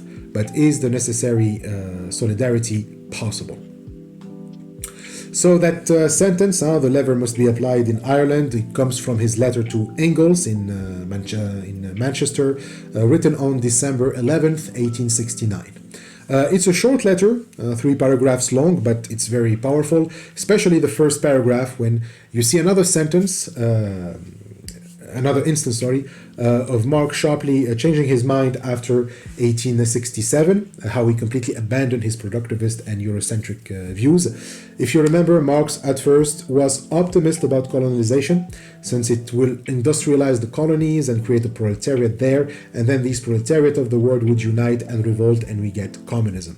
So if you follow this logic, it's in the interest of the British proletariat to maintain the Irish under British rule, since that will, create an Irish proletariat as well, and so these two proletariats will unite and overthrow capitalism and hence, colonization. Or at least, that Irish colonialization can only end if the working class takes over in England and establishes the dictatorship of the proletariat. So this would mean that the Irish have to wait until the British proletariat makes its revolution and ascends to power in order to be free from colonial rule. But in that letter, Marx says this. He says, it is in the direct and absolute interest of the English working class to get rid of their present connection with Ireland. Meaning that as long as Ireland is under British rule, the British working class aren't getting closer to communism, but they are actually getting further away from it. Marx therefore now argues that if the British workers, the British working class wants freedom, they must first cut ties with the colonial power subjugating Ireland. And he admits openly in the letter that he was wrong. He writes, for a long time, I believed that it would be possible to overthrow the Irish regime by English working class ascendancy. I always expressed this point of view in the New York Tribune, but deeper study had now convinced me of the opposite. Okay, I'm still quoting from Marx here. And that's where he says that the lever must be applied in Ireland.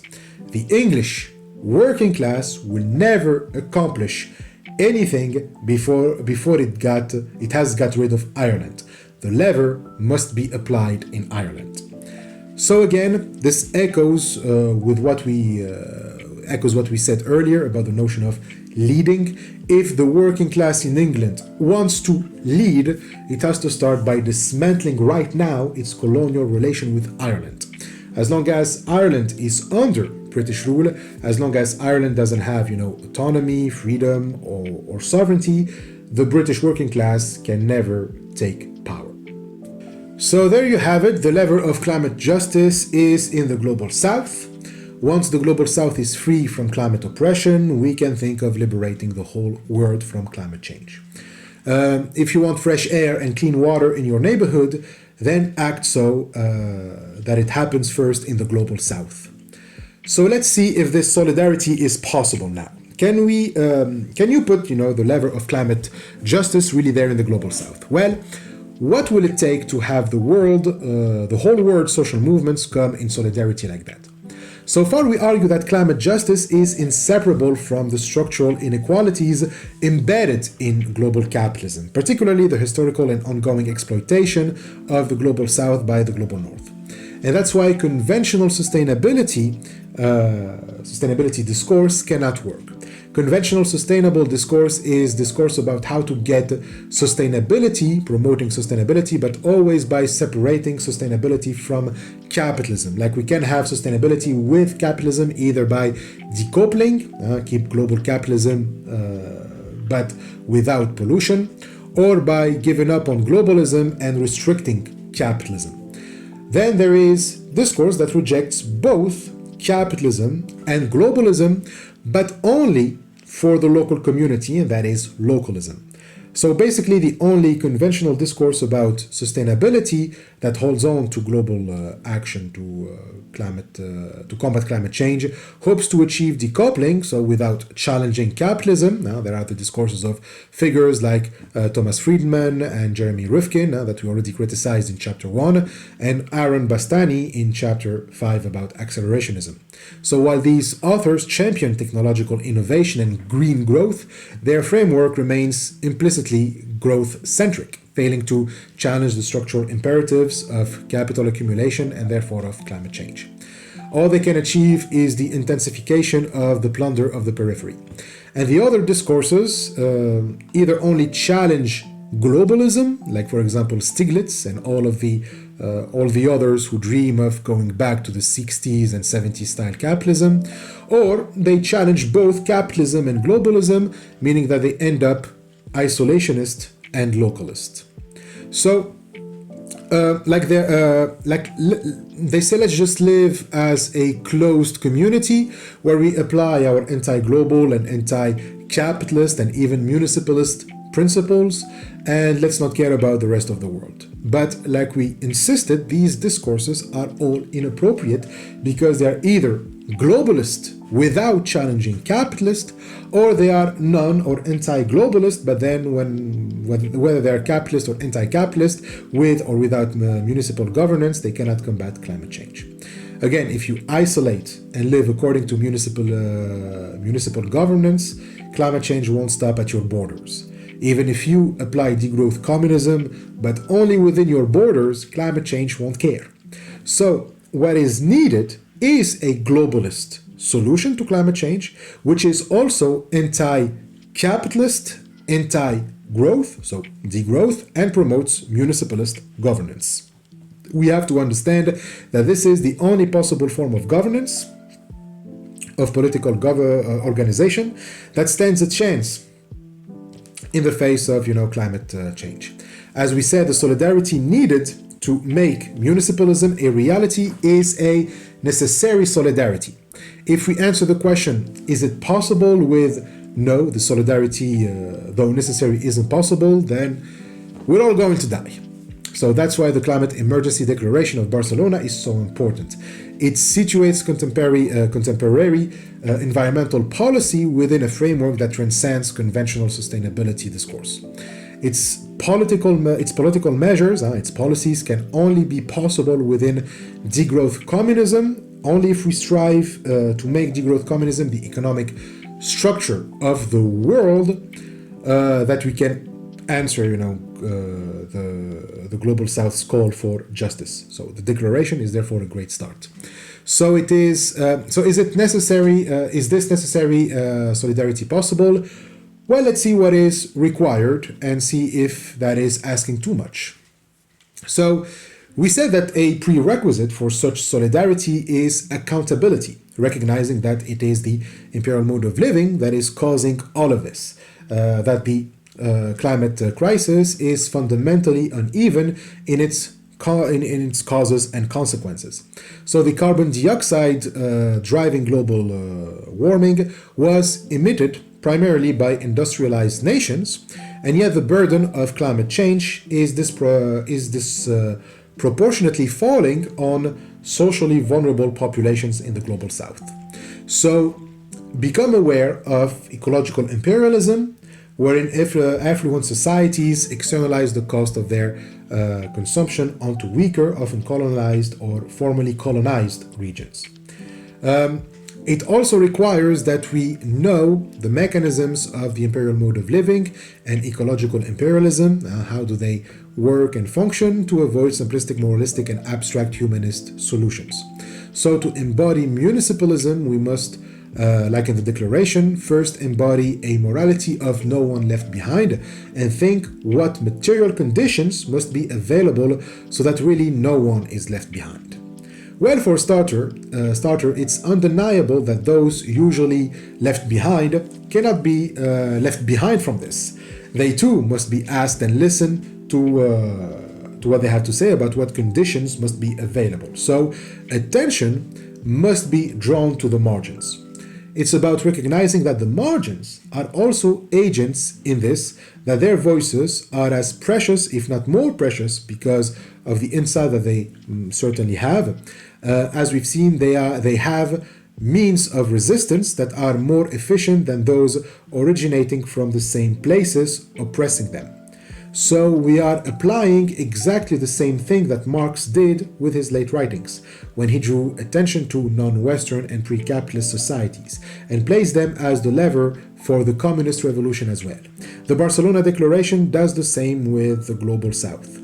The Barcelona Declaration embodies a reversal of the conventional epistemic hierarchy. It is not the global north prescribing solutions to the global south, but the north learning from southern experiences of resistance, adaptation, and sustainability.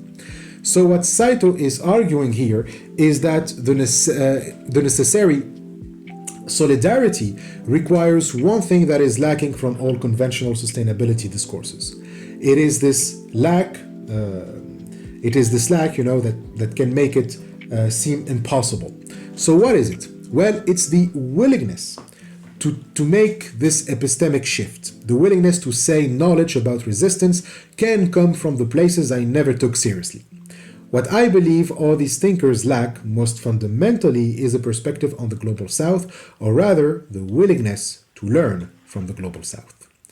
As long as this willingness is lacking, global north countries can always boast that they are able to balance environmental problems and economic growth and may seem able to continue doing so indefinitely, and of course probably due to the remaining of colonization effects on our psyche and self-esteem, we, third world countries, still regard Western countries as models to emulate.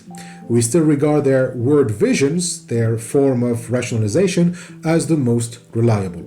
So we don't dare to produce other forms of knowledge to challenge them, and so we try to do the same. We try to emulate the global north in their quest to balance environmental issues with economic growth.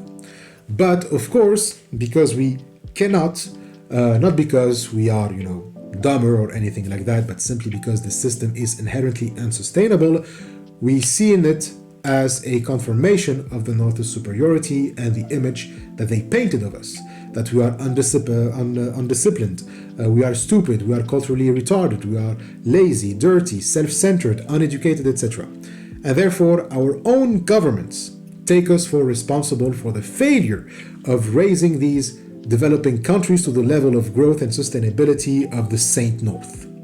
And so they find it legitimate to deploy undemocratic means, taking away liberties, beating up peaceful protests, jailing political opposition, etc.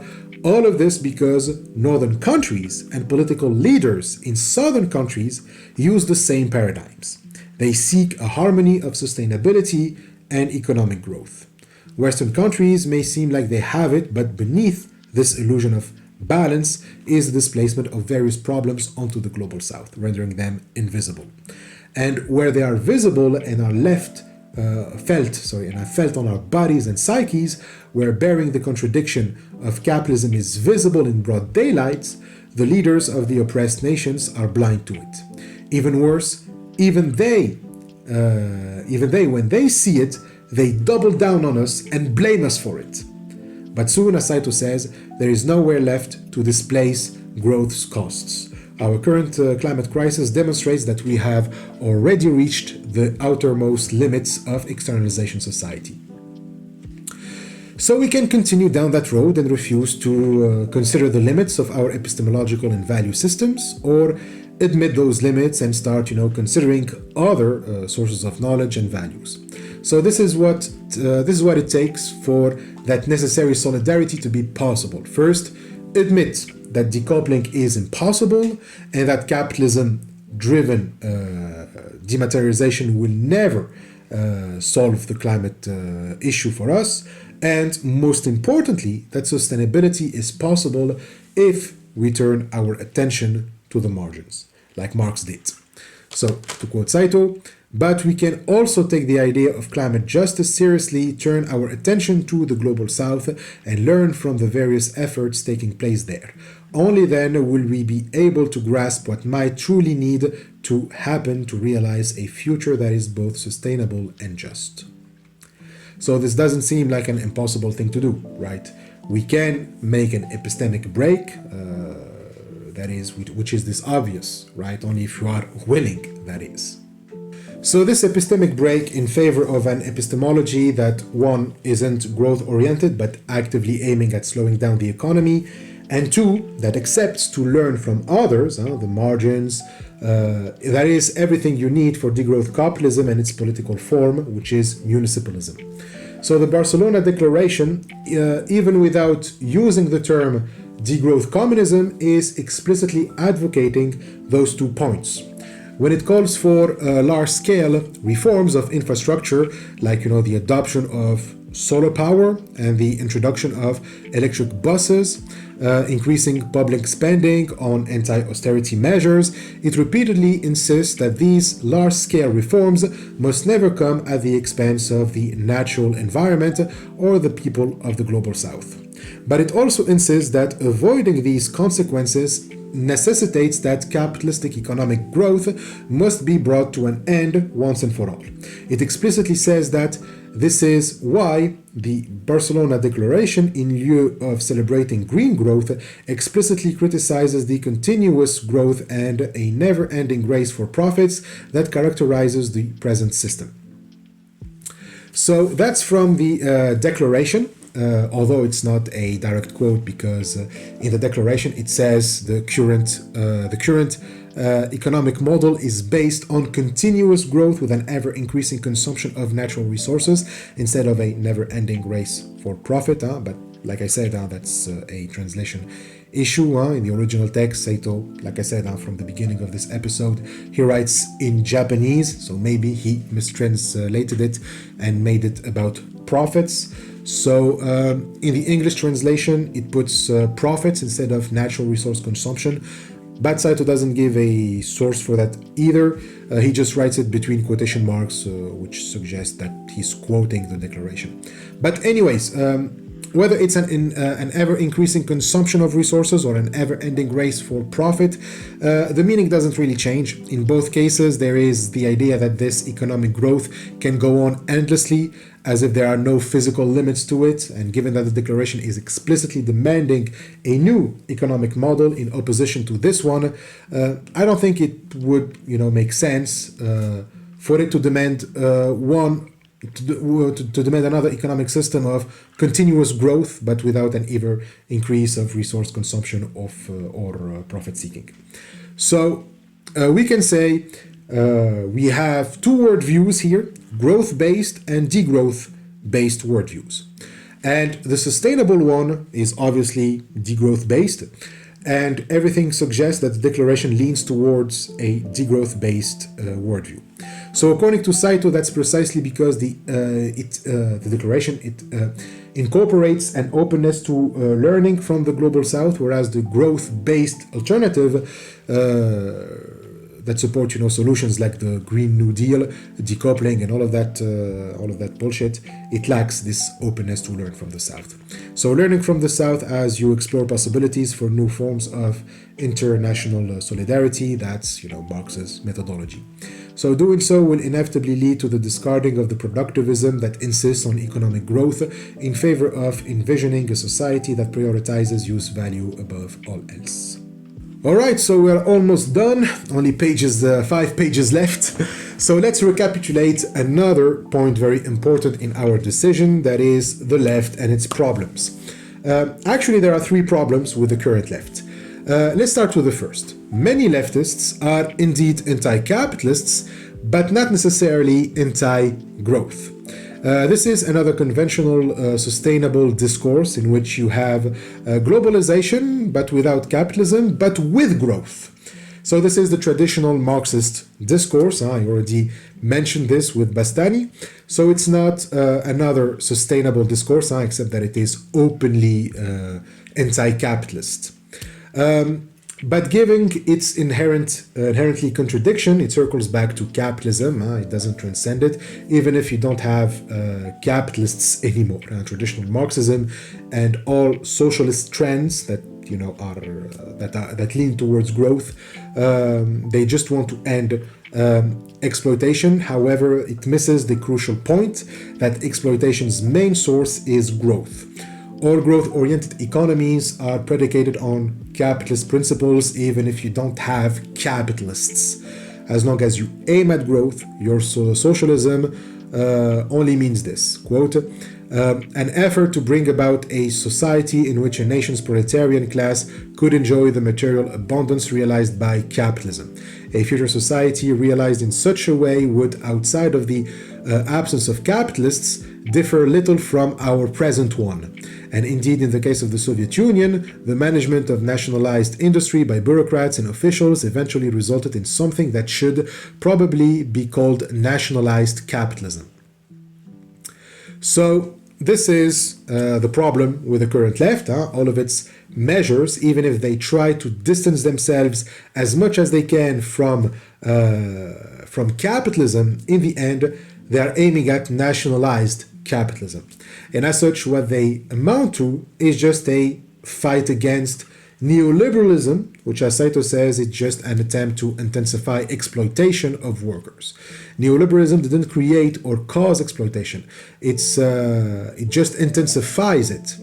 So ending neoliberalism doesn't mean ending exploitation, just mean ending the intensification of exploitation. Sure, nationalized capitalism can end austerity measures. It can stop the destruction of social safety nets. It can, end the lowering of wages by increasing freelance and temporary work and dismantling the public utilities through privatization. But these were born out from the contradiction logic of capital, and as long as capitalism breathes, these measures will not go away. And even if they do, the state of the planet is so vulnerable right now that it cannot bear even a reduced number of emissions. So not only it's not enough to stop exploitation for good, exploitation of the workers, but it also doesn't challenge the Anthropocene's crisis, demanding that state increases public funding and redistributes wealth under the banner of anti-austerity and returning wealth to the hands of workers is good and will be an improvement on our present misery. But, as Saito says, this isn't enough for our survival because this won't stop, the exploitation of the planet. Even if you manage miraculously to do this, meaning you manage to rid out the present long-term stagnation and get the world economy running again without exploiting workers, you cannot do it without further exploiting the planet. And unfortunately, the planet cannot take more exploitation. Stopping at calling for the end of austerity, though, does nothing to halt the plunder of the nature. We will never survive the crisis of the Anthropocene by stimulating the economy. So that was the first problem. Now we move to the second problem with the current left. So leftists seem to think that it is neoliberalism and its austerity measure that is cause of scarcity. So neoliberalism produces scarcity because it doesn't produce enough. It just produces enough for itself only, so that value increases. So they argue through public investment, meaning the state, we would produce more. We would stimulate production, so we make stuff more abundant and therefore cheaper for everyone. So more accumulation, and therefore the economy grows while providing abundance. However, this is wrong. And as we've already seen, the cause root of scarcity isn't neoliberalism, but capitalism. We already showed why this reasoning is inadequate in the 6th chapter. He says, but this is a capitalism-friendly mode of thinking. In other words, what appears at first to be a radical form of leftism reveals itself to be a fundamentally conservative way of thinking, one that seeks only to prop up the status quo. So, if again we limit our target to neoliberalism, then we are just limiting change to the level of reform. The struggle becomes about policy change rather than social and economic system change. In this sense, it is not a revolutionary alternative, but only a reformist one. And we've already explained by that reforms are inefficient. If we want to truly escape scarcity and restore real abundance, our fight cannot be limited to neoliberalism, but capitalism as a whole. So Marx's early revolutionary plan, through claiming to be anti-capitalism, proved also to be reformist. It's only at the end of his life that Marx actually became truly revolutionary, since a revolution, an overthrow of capitalism, can only mean an overthrow of growth itself. So revolution can only be a degrowth plan. So, the revolution that needs to take place, like we said, has to take place in the site of production. Marx, even in his earlier days, understood this somehow. But that change in production didn't challenge growth at first. What is truly revolutionary is revolution in the site of production that democratizes the means and process of production, yes, but also that doesn't aim at economic growth. Only then it can truly be democratic and restore the commons. The sort of management that is appropriate with the commons can only be degrowth, and as such, a management has to be essentially democratic, meaning that it doesn't rely or goes through top-down policies and laws. This is also applicable to how we transition to such form of management. We cannot rely on politicalism again, that is, the reliance on top-down policies and laws to bring about social change and the social revolution needed. And so this is the third problem of the current left. It relies too much on politics. And to rely on politics means that you distinguish politics and the economy, as if there are two independent fields. But in reality, politics are subordinate to the economy. And so this distinction implies that politics comes after the economy, that its job is to redistribute the wealth created by the economy. And this is indeed a very narrow way to conceive of politics. To rely on politics, ironically, leads to a narrowing of politics. For Saito, politics, as in democracy, should be expanded to the economy too, to the workplace, to the site of production. As long as we remain in this narrow view, in this extreme narrowness of the political choices possible within the present scheme, we will never go beyond the present scheme. Our choices are reduced to green growth promises by Green New Deals, by geoengineering technologies and modern monetary theories. All of these, as Saito says, seem like unconventional. They can seem revolutionary, large-scale transformations, but that's the point. They just seem that way. These projects are revolutionary in appearance only because they all support and rely on capitalism to work. The same thing that is causing the climate change that these technologies claim to be the solution to. Hence the contradiction of politicalism and the need to go beyond it. All they amount to is buying time. They just delay the inevitable. They hope to reduce emissions by slowing them down so that they delay the apocalypse in hopes that they will find the miracle formula. But like we said, the planet cannot afford any more time buying strategy. And also importantly, during that period of buying time, people's lives in the global south especially will keep deteriorating just so that the global north manages to find the formula to make the imperial mode of living sustainable. So the buying time strategy is dangerous for both the planet and for those who are bearing the costs of climate change. They are actually saying to those people, your land is still going to get stolen from you. Your water sources are still going to keep drying up. You're still going to face droughts, hunger, and unemployment. In short, many of you are still going to keep dying. But it's a sacrifice that we are willing to make because soon enough we will find the technology that, hold on, won't make your life better because we still control your resources and decide on what to do with it. We still exclude you from access to free water and energy, but at least we won't pollute anymore. Like, this is the deal. This is the honest promise of green growth. These are the promises of SDGs, and that's why we must resist these measures and policies and never comply with them. As Saito says, the most dangerous thing would be for people to be lulled into complacency by policies that only seem like solutions and stop thinking seriously about the crisis at hand. This is why the SDGs proposed by the UN need to be criticized as well. So all of these measures are, according to Saito, just half measures. They are not serious about the crisis because they don't want to give up on what's really causing it. At best, all they say is that we can reform it so that it doesn't cause all of this mayhem. It's like a toxic relationship where your partner is abusive, but you have hope that with enough time they will eventually change. I mean, if you want to stay in an abusive relationship, that's fine, but your partner is also making everyone else in your entourage miserable in this case. It's like, that step-parent who's abusing you and your children, who's abusing more your kids than you, but you think that if you are patient with them, they will eventually stop abusing you first, so it's okay to let them abuse the kids a little bit more, right?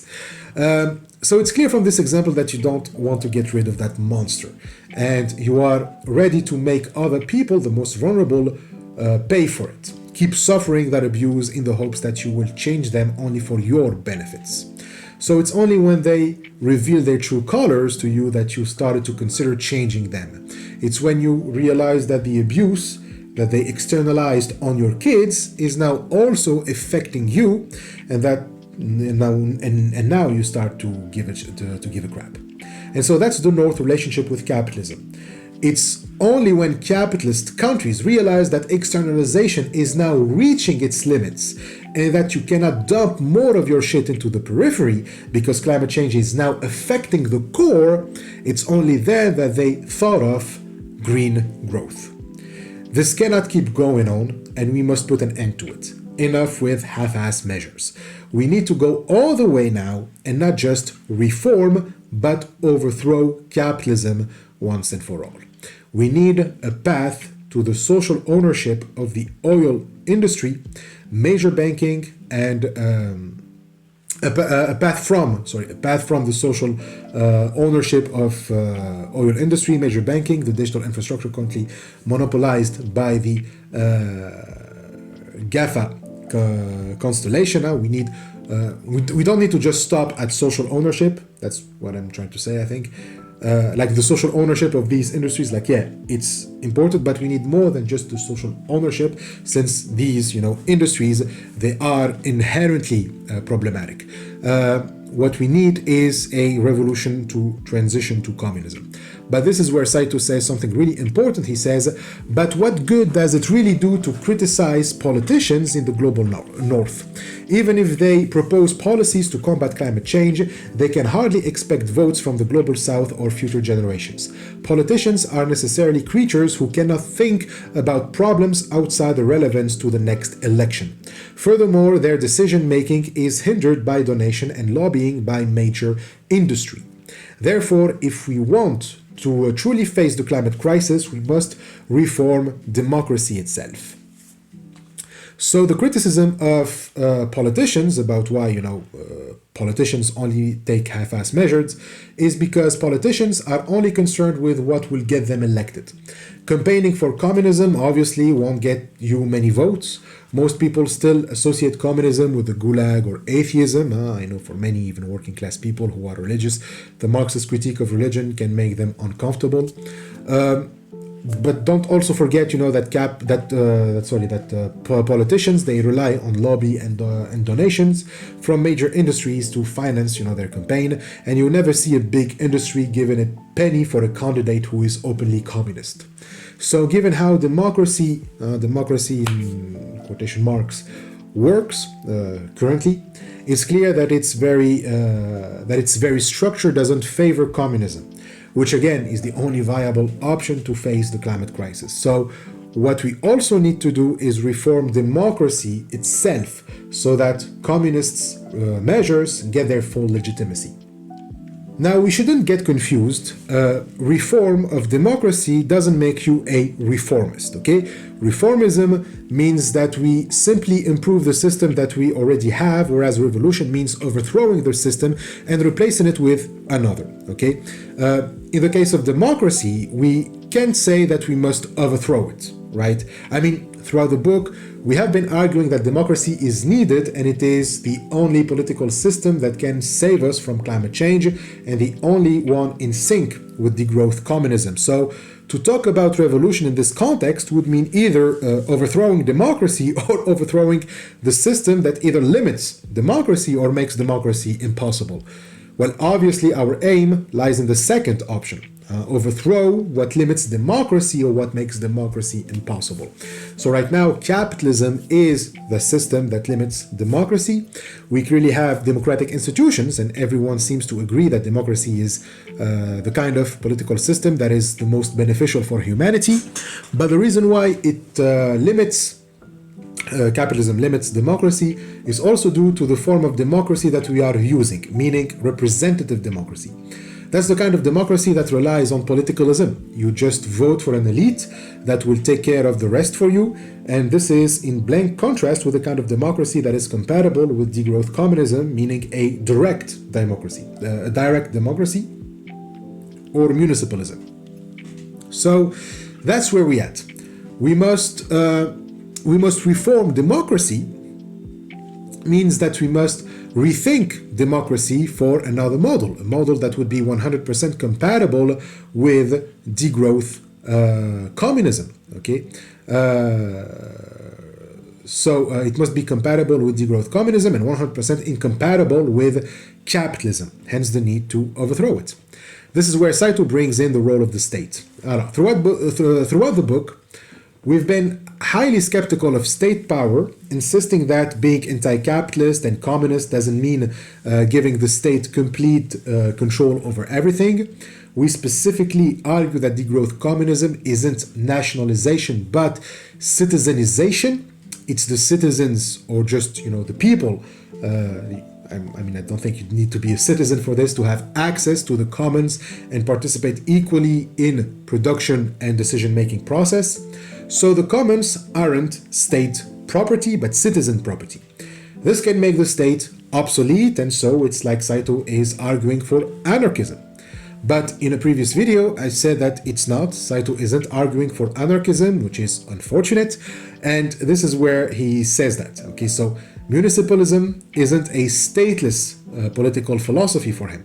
When he says that we must reform democracy, it's not in the sense where we have now a democracy without state power. State still carries a function in all of this. The state is still needed, but it's precisely for that reason that democracy needs this reform. The power of the state is still important to transition to degrowth communism, and therefore we need a kind of democracy that would redirect the power of the state to where it should go. In a representative democracy, the state as a tool for power, and in the context of climate change, is only used as a redistributive machine, and that redistribution is decided upon by politicians alone. And as such, its responses to climate change are inefficient. So Saito argues that we need the state power because its power will play an indispensable role in any effective response to climate change. So to make an effective response, an efficient response, you still need the power of the state, but depending on the form of democracy that we have, that response can be inefficient. The politicalism that results from representative democracy basically wastes state power over ineffective responses to climate change. But in municipalism and direct democracies, the state's responses will be effective. Now, this is where I have a problem with this, because he doesn't say why. At no point in the book he explains what is this function that the state has that makes it, indispensable for effective responses to climate change. He simply says this. He says, I have argued in this book that the foundation of communism is the equal communal management of the means of production as a form of commons, that is, as something distinct from private ownership or ownership by the state. This does not, however, mean that I reject the power of the state entirely. Indeed, it would be foolish to reject the state as means of getting things done, such as the creation of infrastructure or the transformation of production. Anarchism, which does reject the state, cannot effectively combat climate change. So I don't think he provides any argument or justification for why anarchism cannot work beside that we need the state, but he doesn't say why we need it. He says that, we need the state to create infrastructure or, to transform production, but he doesn't say why. We only need the state for that. He just contends with it's just that we shouldn't rely too much on it, otherwise it's climate Maoism, and that's it. But for how much we should rely on it, he doesn't say much except that the state must, just reflect the views of its people and foster citizens' participation and agency if we are to avoid escalating into a top-down totalitarian situation controlled by politicians and technocrats. But why the state why would the state be the only way to ensure that participation and agency? And more importantly, what's the limit of state power and action in municipalism? He just takes it for granted, I think, that we need state power to expand, the realm of the commons, meaning to open access to democracy beyond the walls of the legislature and into the realm of production. So in short, he says that you need the state if you want democracy also in the site of production, not just at the level of politics and legislature, meaning only at the level of redistribution of wealth. But again, he doesn't say why state power is necessary for that. Anyway, so the only choice left is communism to combat climate change without losing democracy. And for that, democracy has to offer the necessary conditions for communism, just as much as communism offers the proper conditions for true democracy. So the current democratic system cannot offer those conditions. So it is important that we reform it to make it more, to make it one that offers those conditions and one that doesn't resist communism as well. So municipalism. We need private citizenization along with cooperatives and social ownership and citizens' assemblies to make this confederation of municipal governance at the local level expand to state level. We saw what's private citizenization in chapter 6, so on scarcity and abundance, and assemblies in chapter 5 about exorationism and the critique of politicalism. So municipalism, in order to go beyond localism and thus becoming municipalism, needs citizens' assemblies. So he seems to say that assemblies become the basis for the state, a state run by citizens' assemblies instead of the dictatorship of the proletariat, I guess. But I don't understand how a political organization based on such assemblies can still be called a state. But anyways, I need to put this aside. So the form of democracy that Saito says is compatible with degrowth communism is based on citizens' assemblies. You combine that with production as a form of commons and municipalism, and you get degrowth communism. So 3 components: citizens' assemblies, production as a form of commons, and municipalism, and you get all of these three, and you get democracy in all aspects of life. You expand democracy in all aspects of life. So with municipalism, you expand democracy at the level of politics, of policy and redistribution of wealth. And through the assemblies, you expand them beyond locality. So democracy becomes national and then international. Then with production in the form of the commons, you expand democracy in the site of production as well. So everything then will become truly open to citizen participations. Basically, you expand the reach of democracy in all aspects of social life, which increases the agency of citizens planning the way forward. As we expand democracy this way, Saito says that more fundamental debates will begin to occur as to what sort of society we all want to live in going forward. In other words, society will evolve so that everything from the meaning of work to the meaning of life to the meaning of liberty and equality can be debated from the ground up openly and freely. So this is what we need to combat climate change. More democracy. It's about giving people the means to decide for themselves the future that they want to live in. Climate change isn't the result of people choosing death or choosing the irrational choice that presupposes that people had a choice in the current system. In reality, they've never been allowed to take hold of our future and agency, So Saito argues that if we expand democracy, obviously economic activity will decrease since deliberation in democratic processes take time. So no, in democratic processes, people won't take choice that result in climate change, because climate change is the result of economic growth, and economic processes, by being long and taking time, are incompatible with growth imperatives. Now, this will mean that you will have to challenge almost everything that we consider as common sense, because this deliberative process, like Saito says, is about fundamental debates. It's about bringing into questions most of our intuitions regarding work, justice, happiness, prosperity, and economic action, etc. As he says, it's a moment where, when the truly political, that which transcends all existing frameworks, can finally emerge. So it's about bringing a new political order, one that transcends all existing frameworks and all dominant epistemologies, and even past epistemologies. So the future X, degrowth communism, like we've been insisting, is radically new. It's a new form of rationalization, a revolution in thought that is based on three principles. That is the revolutionary trinity: overcoming capitalism, reforming democracy, and decarbonizing society. The expansion of synergy among the realms of economics, politics, and the environment is the only thing that can bring about a truly fundamental transformation in our social system.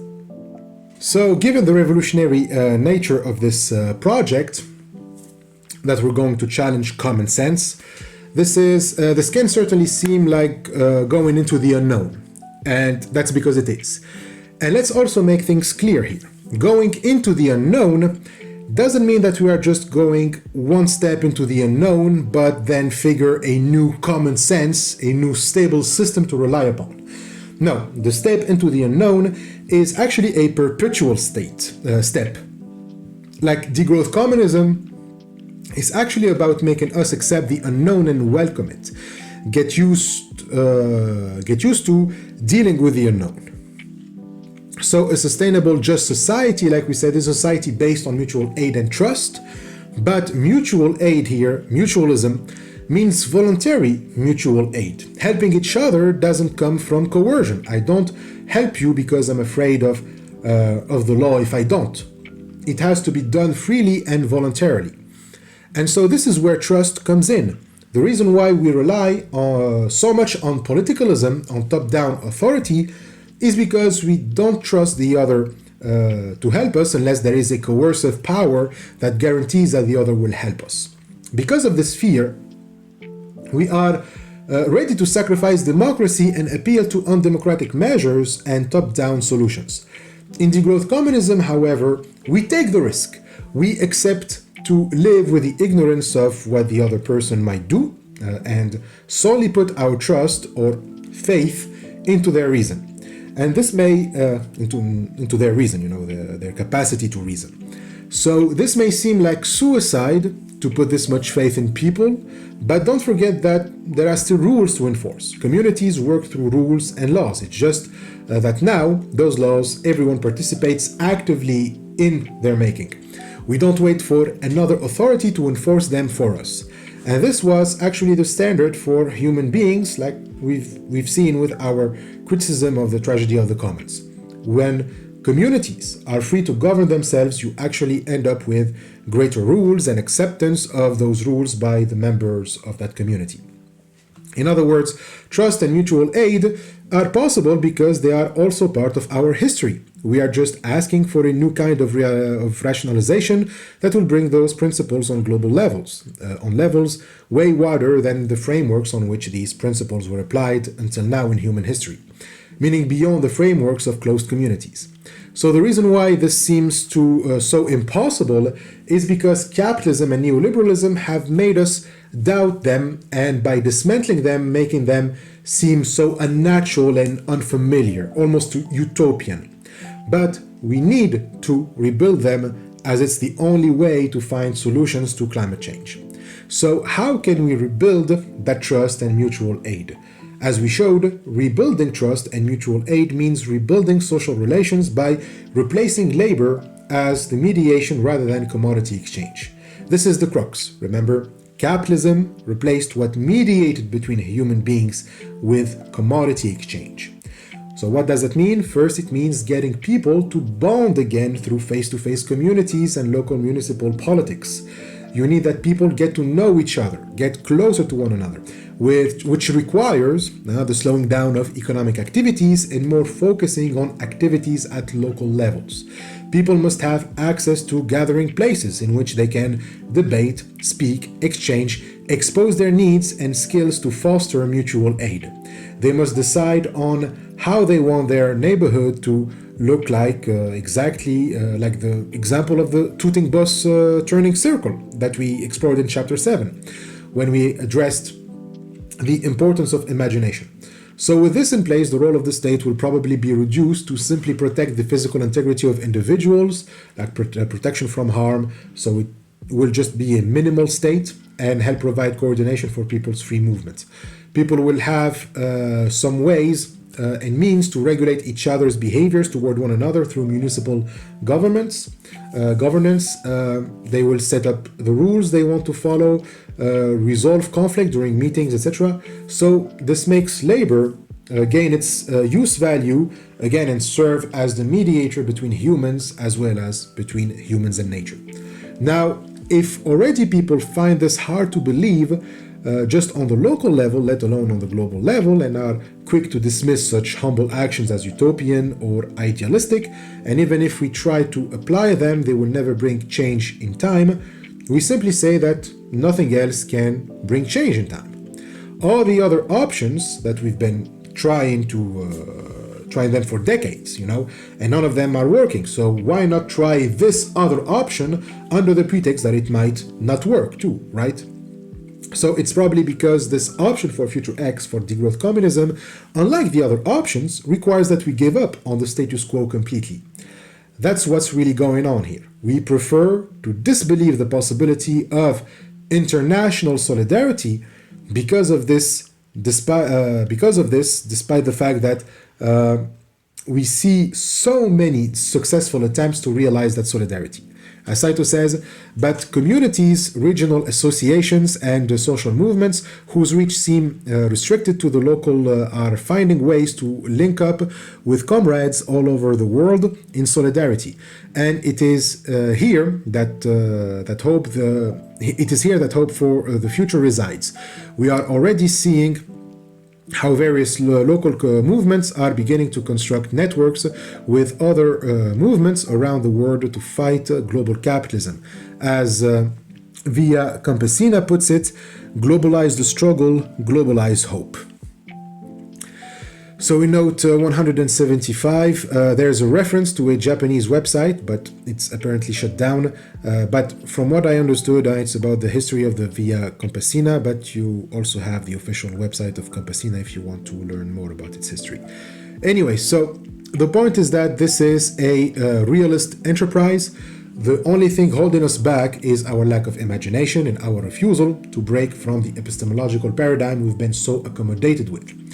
But if we take this project of globalizing hope seriously, then we'll widen our imagination scope.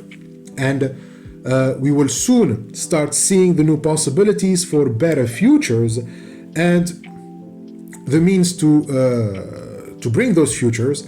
And this isn't new. After all, so many of the things that we now consider as normal and banal were unconceivable a few years ago. If people can dream of nets and bioengineering, why can't we also have that same optimism in political organizations that work and are actually realistic and feasible? So this expansion also gives us as citizens more power. The feeling of powerlessness that we also described in many chapters is the reason why we live with so much indifference and with the resolution that nothing can be done, so why bother? So let just the politicians deal with it and that's it. But we've seen that politicians, they aren't qualified at all to deal with climate change, and as such there has to be a power that can counter theirs or forces them to take actions in another direction. Such international solidarity will provide people with the experience of confronting capital and thus give them more power, inevitably changing their worldviews and values as well. As the power of people's imagination expands, we will become capable of acting and thinking in ways not yet conceivable in the present. As community and social movements gain strength, politicians will become afraid not to instigate greater and greater changes. Barcelona's city government and France's citizens' assemblies are cases in point. This will spur politics and social movements into greater levels of interaction. It will also allow the bottom-up organization of the social movement to join forces with the top-down organization of party politics, maximizing the power of both. A completely different form of democracy from that envisioned by politicalism will emerge. So that Barcelona movement proved that it is possible, how social movements, by exerting great pressure, made their voices reach politicians and push them towards policies aligned with the kinds of changes we want to bring from local to national levels, and why not continue to the international level. So Saito mentions the case of politician Alberto Garzón, I'm not sure of the pronunciation, but he is a general coordinator in the United Left Party, the UI, and he's the Minister of Consumer Affairs in the second government of Pedro Sanchez. So in May 2022, I'm going to say Garzón, after involvement and pressure from the Barcelona movement, he presented a paper titled Limits to Growth, Eco-Socialism or Barbarism, where he articulates the same position as Saito in Slowdown. The paper is available online, by the way, in the socialist magazine, The Monthly Review. So he rejects green economic growth. He asserts that democracy has no future without a new form of socialism and the necessity of degrowth. I'm getting really tired, so I'm not going to try to explain the whole point of the paper. I'm just going to give Saito summarizing his point and end here because... So, Saito summarizing his point, he says, more concretely, Garzón has called upon the nation to decrease its consumption of factory-farmed meat and reduce airplane use. It was inconceivable only a few years ago that a politician would make these sorts of demands, but the tide is shifting in the face of Generation Z's insistent call for action. This trend will only grow stronger. As it does, so will the power to bring about a clean break with the false dream of unlimited growth and make a great leap toward the creation of a sustainable, just society for all. A door that was once closed will open. Where will this great leap take us? To a future founded on mutual aid and self-governance, to a future of degrowth communism. Okay, so that's it for the chapter, the lever of climate justice. Next week we will read the conclusion, and that's going to be the end of our close reading of Kōhei Saitō's Slow Down. Thank you for watching. Please subscribe.